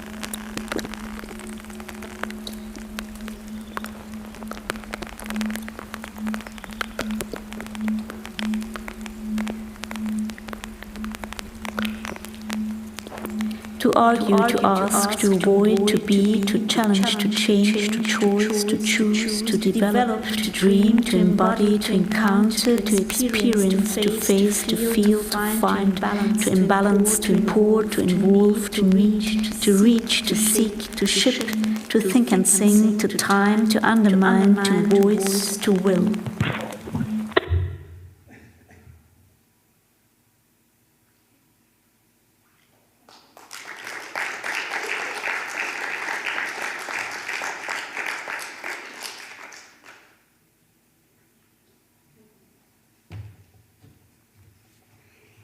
Olfaction, cholinergic signaling, populism, long COVID consequences, empowering communication, gender-specific brain characteristics, mental health, anosognosia, emotional flexibility, the decomposed words and the recognizable ones. What an incredible tour de force in the study of emotion we have had today. I would like to thank this incredible presentation conducted by stunning researchers and stunning communicators today. I would like to thank our artists for pushing us to feel in different ways. I would like to thank the organizers of this incredible series. So, of course, Viviana and her team, both BrainCircle Italia and Lugano. And I would like to thank the local organizers as well, who have done a stellar job in bringing us together, Marcello Mortillaro, Carol Baron, and Marion Gumi. I would like to invite them all to come here if they feel so inclined, so that we can close this together physically, since we know that smelling one another is important. So if you don't mind, maybe join me for the last words, so that people can see you who were involved. I think Carol and Marion are not with us, but... You still trap me into coming. So, let's say, okay, so you managed to make me say something. Sorry. I will finish, but I'd like you to see a face of one of the people who are responsible for us being here. How do I turn it on? C'est bon? Voilà. Carry on. Thank you. Thank you very much. Viviana, would you like to join us too? You are the organizer of this just as much as we are. Absolutely, absolutely. I would like you to be able to see the faces of those who made this possible. Absolutely.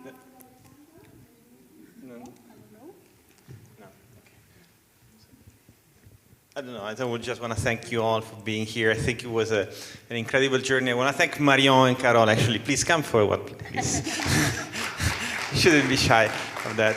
And so, I don't want to talk to be the last speaker. It's been women. It should not be who finishes. So I give you the microphone and then to Christina. Well, thank you. I have not much to add, but one thing, yes, I want next time to speak also about auditory, because with the music made me think how much audition, if that's the right word, increases our emotion or changes our emotion, how important it is in sickness and health and happiness. We know that, listen to music can really do a lot, for example, for Parkinson and Alzheimer. So we didn't think about this, but this is a good thing for next meeting to have that included also. And I thank everybody for being here, and you and David and all of you for hosting us and making it such a special event. It's a great conclusion for the Emotion conferences. I'm very happy to be in Geneva with you. Thank you. Thank you so much. Well, in this great company, I will then close the event. I told you at the beginning this was a celebration of science, of emotion, of women, and with the proper emotions that accompany a celebration we leave. So gratitude, joy, unity, inspiration. Thank you all very, very much.